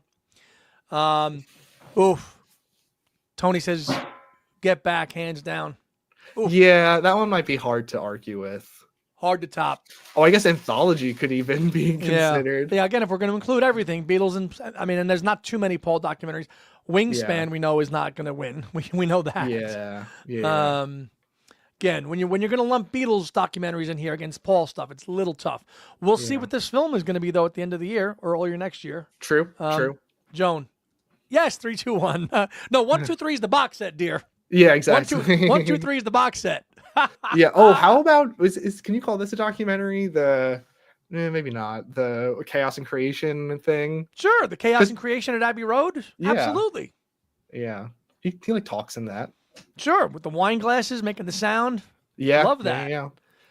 Tony's mentioned a very personal favorite of mine, the World Tonight documentary, the making of the Flaming Pie album.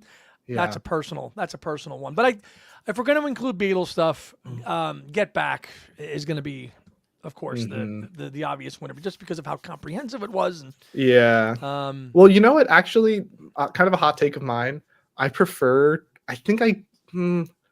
Okay, I'll just say it for the sake of a hot take. I don't know if I'm saying this with my whole chest, but at times I prefer the touched up Let It Be to Get It Back, to Get Back. Yeah, but you must watch that in a different light now, because when you watch Let It Be now, it's so choppy and cut after watching the 8 hours of the day by day. And now you watch Let It Be with a whole different light now, which is cool. But I could understand why liking that. But haven't you heard like Marx's quote or something of like if I had time I would have made my book shorter, you know? Oh yeah. Like that, I feel like there's something to be said for like making it concise and not 9 hours, which I love, Right. But I've only rewatched that once, I think, since the first weekend it dropped, because it's just so long. It's 8 hours. That's what I'm saying. Like, if you only have like a night to watch this, it's like, do you watch like one episode of Peter Jackson's thing, or or do you watch Let It Be? Good point. Then you could just watch a clean, like a 90-minute thing. I can respect that. It's still a little grainy, but not but not something that's going to take, again, because time is money, right? Yeah. Put It There is a great Paul doc. Absolutely is, Joe. Love that documentary. Have you seen that one, Kyle? I don't think so. I'm gonna write it down so I can make sure I watch it. It's on YouTube. It's the Flowers era band. It's the beginning of that, the start of that lineup, and a lot of it's all rehearsal stuff in the studio, playing all the flowers in the dirt. Paul's got the really long '80s mullet thing going on there, but it's great.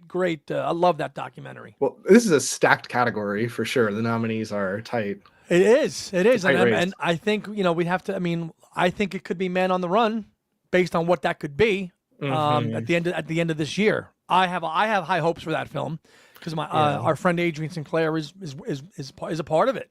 So that could be really the crown jewel in the whole thing. We'll have to wait and see when that's going to come out. Susan says, this is written comment to your kittens. My sister got 2 guinea pigs in '69 when we were kids, when Get Back had just come out. Jojo and Loretta. Oh, nice. I kind of see, I'm starting to see why people want to like separate Beatles from Paul, because it's like, how, like, the world tonight could win best doc for Paul, but like, how does it compete with Let It Be? It can't. So I'm with that. That's why I'd like it should have just been the Paulskers. Okay. And let's revise it. Okay. Please, so we're going back. So we're changing back. best director back to the music video guy. Yes. And best original song was already Live and Let Die. Yes. And best documentary, now we can, just choose. Let's choose. Let's keep because it's going to, something like the anthology and Get Back, or even the complete Beatles are so great that it's going to trump anything Paul puts out. So we have to keep it separate. Peace and love, Joe. Yes, but great suggestion. Let's just keep it separate. So for me, the best Paul documentary out there for me is In the World Tonight, which was directed by Jeff Wanfor. Okay, I'm with that. How do we feel about this? I know Tony said Tony agrees. Now, he also says don't forget concert films. On that. And I think if we're going to talk concert films, I think we know which one's going to win. Which one? Rock Show. Oh yeah, of course. Rock show. Oh, James Boyce with a good one. The South Bank Show from 1978, which was when he was recording London Town. Good. That's a good documentary. Another one, too, which you should really check out, is the South Bank Show from 1984 when he was doing Broad Street. That is such a great documentary. I think we did it as an episode on here, too. Both South Bank. I love the South Bank Show theme, by the way. It's so uniquely British. I love that South Bank Show theme. Yeah, Unplugged documentary is a great suggestion. Yeah. Yep. Matt Bazell says McCartney 3-2-1 for its intimacy and focus. Yeah. Yeah. Gotta revisit that one though. You're right. Yeah, I feel like it really came and went, Because it came out pandemic. I feel like the trouble with like Paul, like with choosing between these documentaries is like one by Paul or one about Paul, right? Because the 3-2-1 was like really good, but it had a little bit too much, as we learned from the legacy book, sometimes you don't want Paul in it at all. Right. Joe says, I don't mind it being kept to Paul. It was you guys who mentioned the things like Yellow Submarine first. I didn't. No, I appreciate refining it, but I think it's something we had to figure out as we went along. Yeah. Jeff, you win. You win with this comment. Concert films with lots of cutaways to the audience and people crying. Can't stand them. Exactly. Yeah. James Boyce met Melvin Bragg, who made the South Bank shows at a Kate Bush show in 2014. Check them out, fellow Yanks, if you've never seen the South Bank show. They are excellent documentaries, and Paul's done quite a few over the years, and they're really good. Okay. They're really good. Okay, so that's our documentary one. Next. Wait, do we choose the winner in the world tonight? I think it's going to be the winner is in the world tonight. Okay, I'm with it. Dun, dun, dun. Did that come out in the box set too? The big Flaming Pie box set? It did. It did? Okay, good. It did. Yeah, but I feel like that one was kind of expensive, right? Yes, but you can also buy it as a standalone DVD too. Oh yeah? Oh yeah, you could probably get it secondhand for like $10. That's okay. how. Yeah, it was on VHS first. It's not exclusive to the box. You can find that easily. Kyle, I probably even have it digitally. I'll just share it with you. Okay, appreciate it. Yeah, the world tonight is a great one for sure. Okay, so best actor. Okay, so explain. I think well, in transparency, I actually, as I entered the StreamYard, for some reason this popped in my head, so we're doing a lot of this on the fly, so this is all subject to your suggestions, but I think that I think that we have to include some Beatles stuff here. Which is the best instance of Paul acting? Because in my opinion, he's a genius musician, terrible actor. Yeah. So it doesn't have to be like impressive acting, but like what like Paul acting scene like do we love the most? Well, exactly, Mazzy. It's not Paul. He does not relate well on film. See, this is tough. Now do we take characters from a like say Broad Street or something like that? I mean, it's now we're going back into the Beatle world now because we have to think about the Beatles films. Best actor, I think we have. Let's choose best actor or somebody. I mean, you're going to leave it to Broad Street basically. All right, Jeff. Thanks, man. Thanks, Jeff. No, it's tough. It's tough watching him. That would be so funny if we're just like, and the Paul score goes to not Paul. Yeah. Okay. I like this submission from Mazzy. Coming up, Paul in the coming up video. Yeah. Okay, let's do that. Let's talk about the characters in the Paul's videos, and now we can actually in the Paul solo videos. Let's think about that: costumes, attire. Coming up, you got Paul in the coming up with the multiplied Pauls in there, wearing all the different costumes. I think that's a great choice. Gotta sing, gotta dance. Oh boy, gotta sing, gotta not. No way, no how. Joe, I like say. Step right up, ladies and gentlemen. Have the Mac and Jack Wonder Potion. Oh, Tug of War. No, I'm sorry. Pipes of Peace is what I meant. The Pipes of Peace video, which somebody on here a few weeks ago said that they didn't like, but I love the fact that you got Paul portraying two different camps of the battle there. Pipes of Peace. That was me. I thought it was cheesy.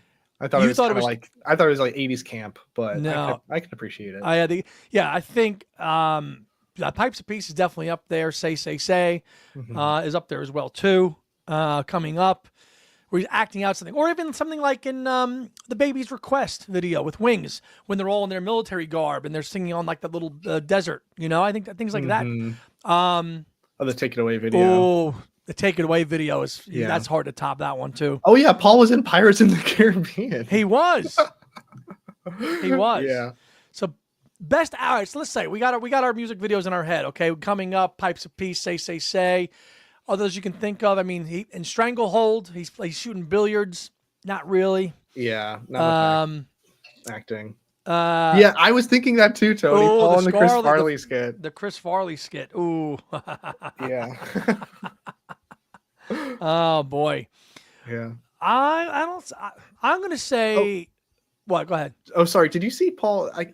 This might have been a fever dream, but like, wasn't he in a SNL skit with like Martin Short or something? Yes. Where remember they're like, oh, like, no, I don't even remember the details, but I remember loving it. Do you remember what it was about? I do. I believe that was the 1981. The father Guardo Sarducci. I think that's what that was. I believe.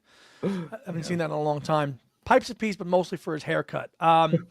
So we got a couple there from the 70s and the 80s where he's acting out. I'm going to say Take It Away is my best acting. Yeah, I'm Paul with you on that. I think that if enough people are saying Pipes of Peace, I would back that instead. If I have enough, feed or backing in the comments. James Byers is my favorite actor who's ever been playing Paul since 1966. Oh boy! All right, so that's our best. Oh, Joan says take it away. All right, good there. Good on you, Joan. All right, next category. So I was thinking we can do best international film by being kind of like a non-Beatles film, and then best picture being like a. But again, here's kind of the trouble for this category specifically.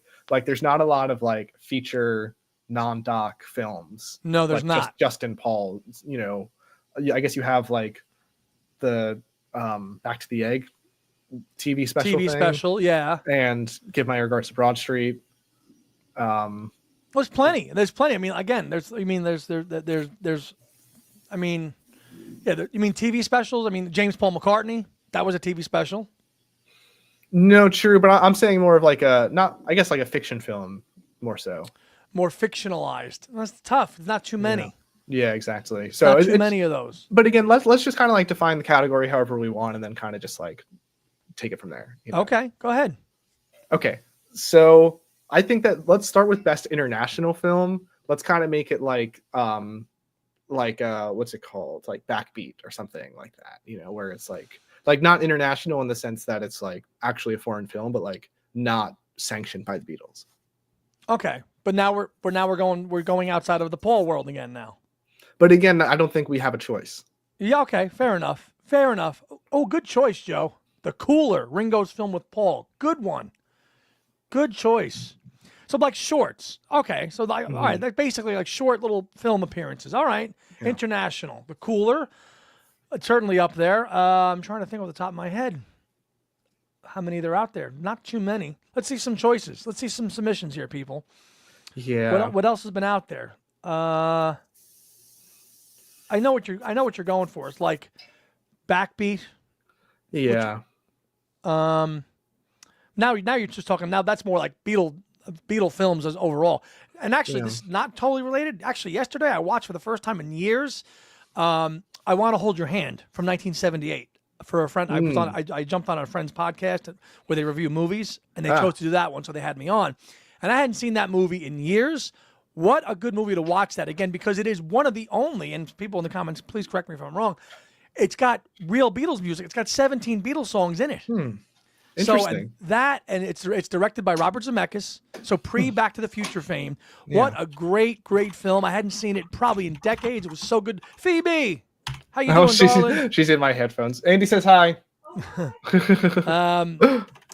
What a good film that was. I Want to Hold Your Hand. So such a good, and it's not on streaming anywhere because why? Because there's Beatles music in it.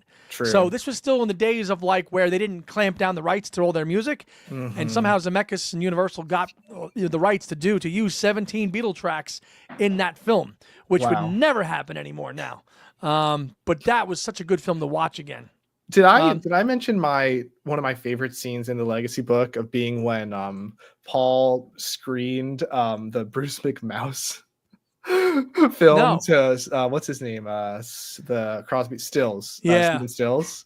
Yeah. Where again, like it's just one of those things of like why I brought up Yvonne's the one to him, where it was just like this project was in the drawer, not like gathering dust, and then it just somehow like comes up with Stephen Stills.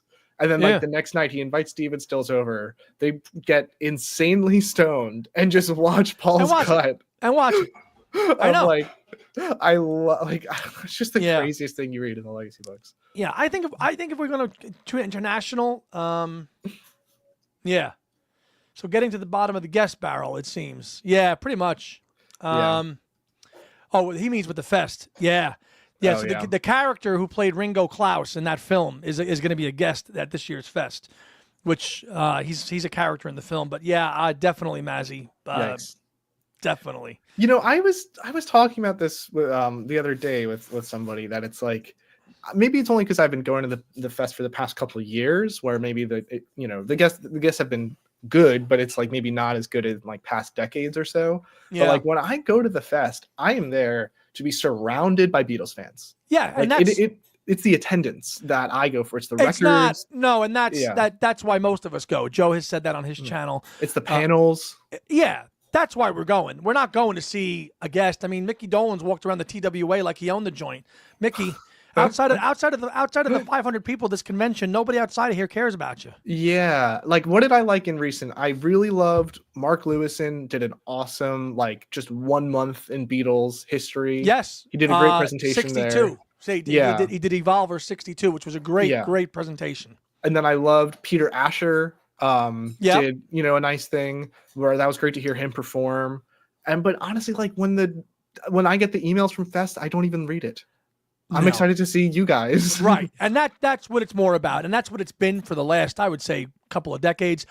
The members of Wings aside, which has always been great for us as Paul people, when Juber and Holly go, or even back in the day when Denny Lane went and Denny Sywell went a couple of times when I met them before I was like a guest and speaking in panels and stuff. It's more about going there. And Mazzy's highlighting, he's agreeing with your comment there. That's what it's about. We're not going there to go. And honestly, most of the time, we don't even go to the main stage to see who's ever being featured. We're just going to go a panel discussion and we'll go have a chat at the bar somewhere. I think my favorite fest moment ever, now that we're totally off track, was which is fine. It was at the TWA last year where Lawrence Juber played his like style of like classical guitar covering Beatles songs. That was great. It like, and again, like it was a Bowery, smaller than Bowery size, like venue. Just the richest thing. I wish I could live in that room in that memory. That forever. Remember Heidi and I sat there for that. That was a beautiful performance to hear him sit there just playing his classical stuff with the Beatles. And I actually ended up buying his album. I bought his album, which of all that Beatles material is on that album. Oh, I'm there. I totally was not on my radar. He said he was selling it there. So I think it was $20 or something. I bought it. Or it might have been 30. But to support that guy and the talent that he is, that's Wings members aside. The guests or whatever, because we're Paul people, and watching them jam out, and they did the tribute to Denny Lane. That was fantastic, and Joan too. That's exactly why we go. Yeah, and I loved the Talk More Talk interview with Lawrence Juber at the 23 Fest. Yep. Where I don't know if I remember you were videotaping it, and there was literally like it wasn't even like on the schedule. I had to ask like 5 people like, where is this podcast room? And it was literally like 5 people sitting at a conference table on the other side of the room, like watching this podcast live. Like it was so cool. Right. And I think hopefully this year that Mark and everybody can do a little bit better job of promoting that. And I know our good friend SRR, she busts her butt to get these panels scheduled and promoted. And she's done a great job by us with Two Legs in giving us some space and some time to do that, whether it was us helping Talk More Talk or us for Two Legs. So that should be heating up in the next week or two because the fest is at the end of the month. And that's why we all go. And Tony says, why was Mickey Dolenz even there? Who knows? Who knows? I do remember that I was walking by him or something, or I was near him in an elevator, and Daydream Believer came on, and he just shook his head. So, and we go for the musicians, and somebody like James Liverani, who's such a great talent. Watching him play now and then on the Apple Jam stage and at the TWA, 3 months after the song came out was pretty awesome. Yeah. Pretty awesome. And he'll be there again. Mazzy here. So Mazzy is such a legend anyway. His favorite moment was sitting at the LA Bonaventure Hotel lobby, drinking with Harry Nilsson for 2 hours. He downed an entire bottle of brandy. And I'm sure you did too, Mazzy. Great stories from the fest. And Harry Nilsson was such a forever fest attendee up until his death, you know. A big part of the fest, especially after John died. And love hearing those Harry Nilsson stories. In fact, I wore my Harry Nilsson T-shirt on the first night of the fest last year in Chicago because Harry's such a, he was such a institution to the fest and such a big part of it all. Absolutely. Oh, he only had 2 drinks. Well, Harry could throw him back. Russ says Mickey and Paul smoked pot together, trying to find an answer for Tone. Don't know. So you want to finish up with our final category? Best Picture. Best Picture for the Paulskers here on Oscar Sunday. Best Picture. Where are we going? Hold on. The man out in Long Island chimed in. I like the Monkees. My partner can't stand them. Okay, my mother adores the Monkees. She is a Mike Nesmith fan. Okay, I'll give him respect. You know, he was part of that crowd there in L.A. with John and Harry. It's well documented. I didn't care for his I'm the top guest here this year and Kiss the Ring. I didn't care for that vibe that Mickey Dolenz at 80-something years old was giving out. Oh, here I am walking around, kiss my ring. Because I'm the top billed guest here. Did you kiss his ring? No. No. No. Absolutely not. But I enjoy some of the Monkees music. My partner does not. Kyle, I don't know. Do you? Do you like the Not Monkees? On my radar. Not on your radar. Yeah. Yeah. And listen, Joe, for the little trivia, What Am I Doing Hanging Around from their first album or second album. That's a great song, okay? Mazzy says Mickey and George had 2 of the very first Moog synthesizers. I knew George did. I didn't realize Mickey had one too. Interesting. I knew that George had one flown in for that, but I did not realize that either. Okay, so best picture. Yeah. Now, what's this encompassing? Let's make it broad. Let's just make something that's let's include concert films, but nothing that veers too far into documentary. Let's just restrict it to Paul. So we can say the nominees can be definitely Broad Street. Well, I mean, it's a nominee. If Ed Crawford's watching, we know what he's voting for. Let's do TV specials like Back to the Egg, James Paul McCartney, Bruce McMouse. Sure. Any of those, sure. Okay. But just not so much. I would say the only thing that's kind of hybrid, maybe in, maybe out, is we literally summoned him. Oh, he knew we were talking about Broad Street, and his radar just went. We're doing the Paulskers, Ed, and Raj, you have to start campaigning for. Yeah. All right. So Rick Rubin, McCartney 3-2-1. That one was a nominee for best documentary. All right, I'm going to start writing these down because okay. All right, so 3-2-1. Well, 3-2-1 can't be nominated. That was already nominated for best documentary. All right, yeah, we need best picture. So Best Picture, Broad Street. Now, Rock Show should count because Rock Show should count. Yes, it's a concert film, but it got a theatrical release in 1981. Yeah. So Rock Show is in the the running. What else? James Paul McCartney. JPM. Yes. The Back to the Egg special. Okay. I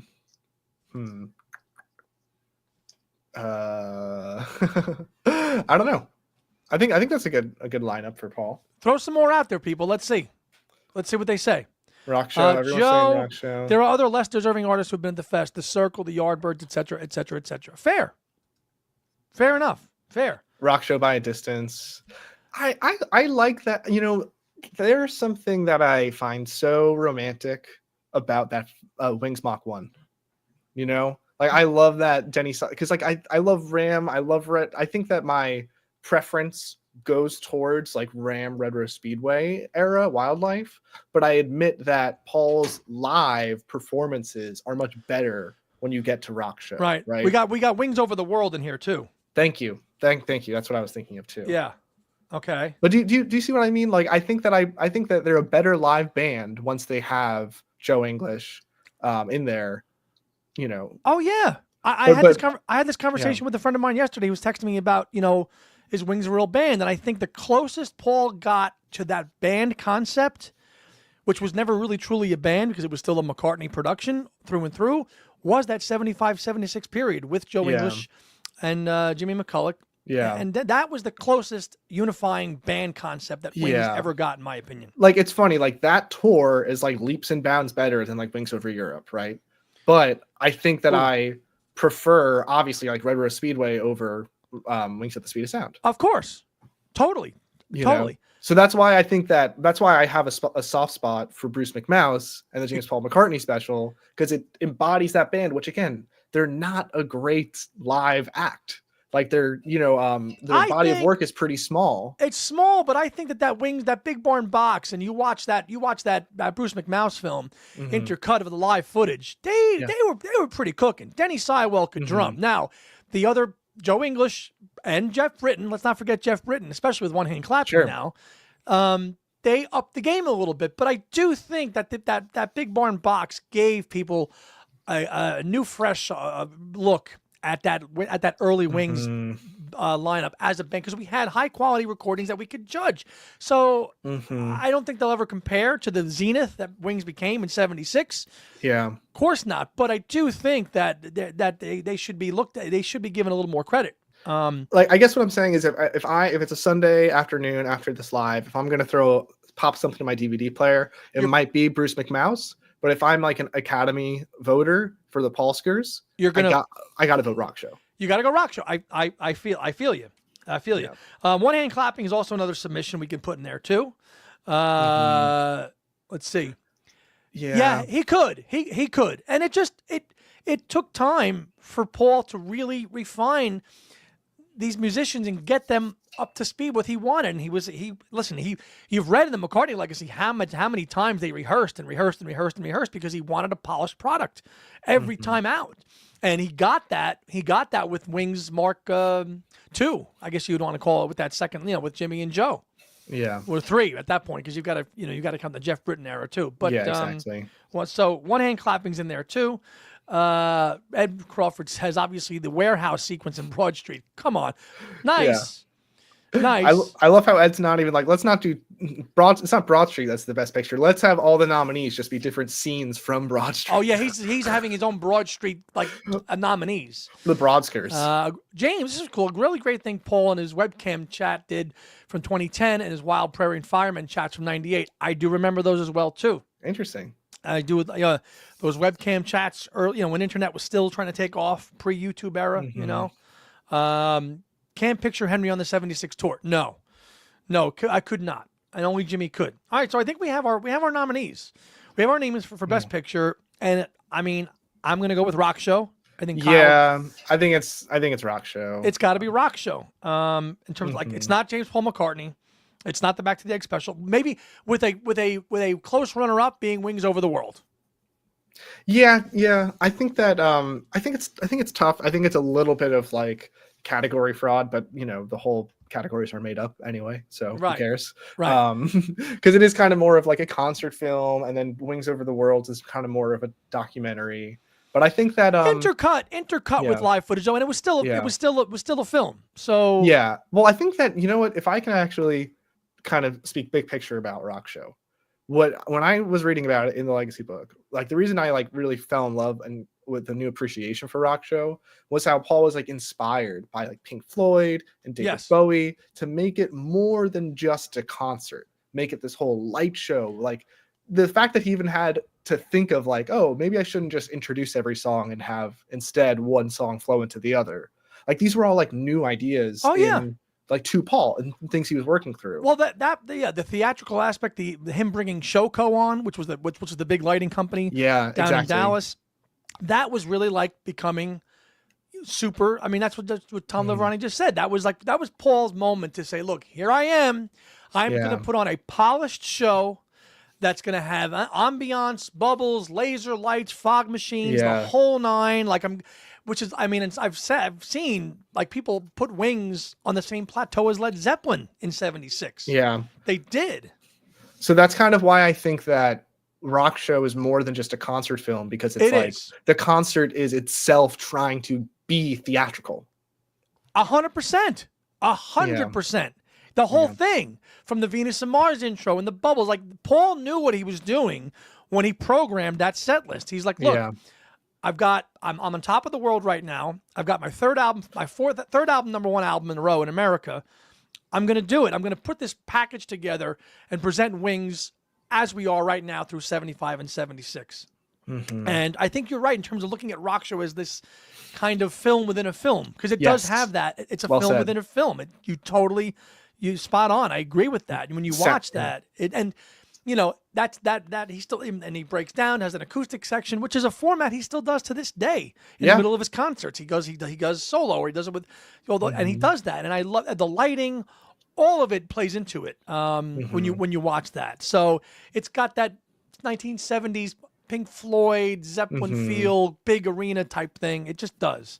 Sounds like the best picture winner to me. It is. Let's just highlight some more comments before we wind it down today, because it's been 2 hours and we should start wrapping up our little our impromptu. I love the Paulskers. I love that because it is Oscar Sunday, and you movie moguls out there like Joe Mayo and my partner Tom. This is the night you guys live for. I'll wake up and look at it on my phone and see. Yeah. Hopefully, a Complete Unknown wins Best Picture and Timothy Chalamet wins Best Actor. That's all I want to see. If you give a crap, let us know in the comments who's winning Best Picture. No, I hope it's a Complete Unknown, and I hope it better be Timothy. Hopefully. Let's see. Joe, yes, I preferred Rock Show before Linda's vocals were minimized. Agree, partner. And they were. In the 23 recut, they were. High School Days of Wings, The Real Jackson. Man, I feel old. The MVP likes Broad Street too. Not the popular opinion, I know, but I'm not sorry. Ooh, Joe does not watch the Oscars. Okay. Yeah, I'm with you, Mazzy. Honora or The Brutalist, I'd be happy with either of those winning. Okay. Shoko, oh no. Didn't need Richard Corey. I agree. That's a little that brings it down a little bit. Mm-hmm. I think the mix from 2013 wasn't as good as it could have been. Agreed. They changed it up a little bit. James Byer, my problem with the Hamish Robbie lineup is they're a bit too polished and professional, which is fine. But Wings 76 and Brian and Rusty can let loose a lot more. They can. Don't know. I don't care about the Oscars. Yeah, that seems to be the consensus here. Fair enough. We are going to start winding down because it's been 2 hours and it's been a great show here with my friend Kyle Hand on the Run. So I want to thank Kyle for being available on a Sunday here for the Sunday live show on Oscar Sunday. And we had our own little Paul/Beatles version of it. I like the choices. I love the submissions from you guys in the chat. I love Mazzy being here too. Mazzy, always great to see you on two legs. And if you want to come on again one day and do a show with us, please let me know. Love to have you on. Yes. Vanilla Sky. He did sing Vanilla. That was cool too. So I want to thank Kyle. I want to thank everybody in the chat. Mazzy, Joe Mayo, my mom and dad, the MVP, James Byer, everybody. Serge, I can't name everybody today because you've been so a great audience, but thank you for being here on the Sunday live show. Yeah. 2 hours. Have a great week. And check out continue this on the Discord. Join us. Yes. If you don't know what that's all about, check out our Patreon video to see how you can get a link. We can continue this on Discord. Some of you are on there, okay? If you join our Patreon, we can invite you to our Discord where we can talk 24/7, Paul. Collecting. What have we got new? What have we gotten, what's going on in the Paul world? That's where we share everything instantly. Not through a text. It's all through Discord on there. Check us out on there if you haven't. It's our video, what we did with Kyle. It's all on there. It's all Paul all the time. Yeah. Exclusive just to Paul, all on Discord. So if you're fuming about our Paulskers picks, you can let us know there. Yeah, right back to us on Discord in the chat. Okay, we've got all these channels on there too.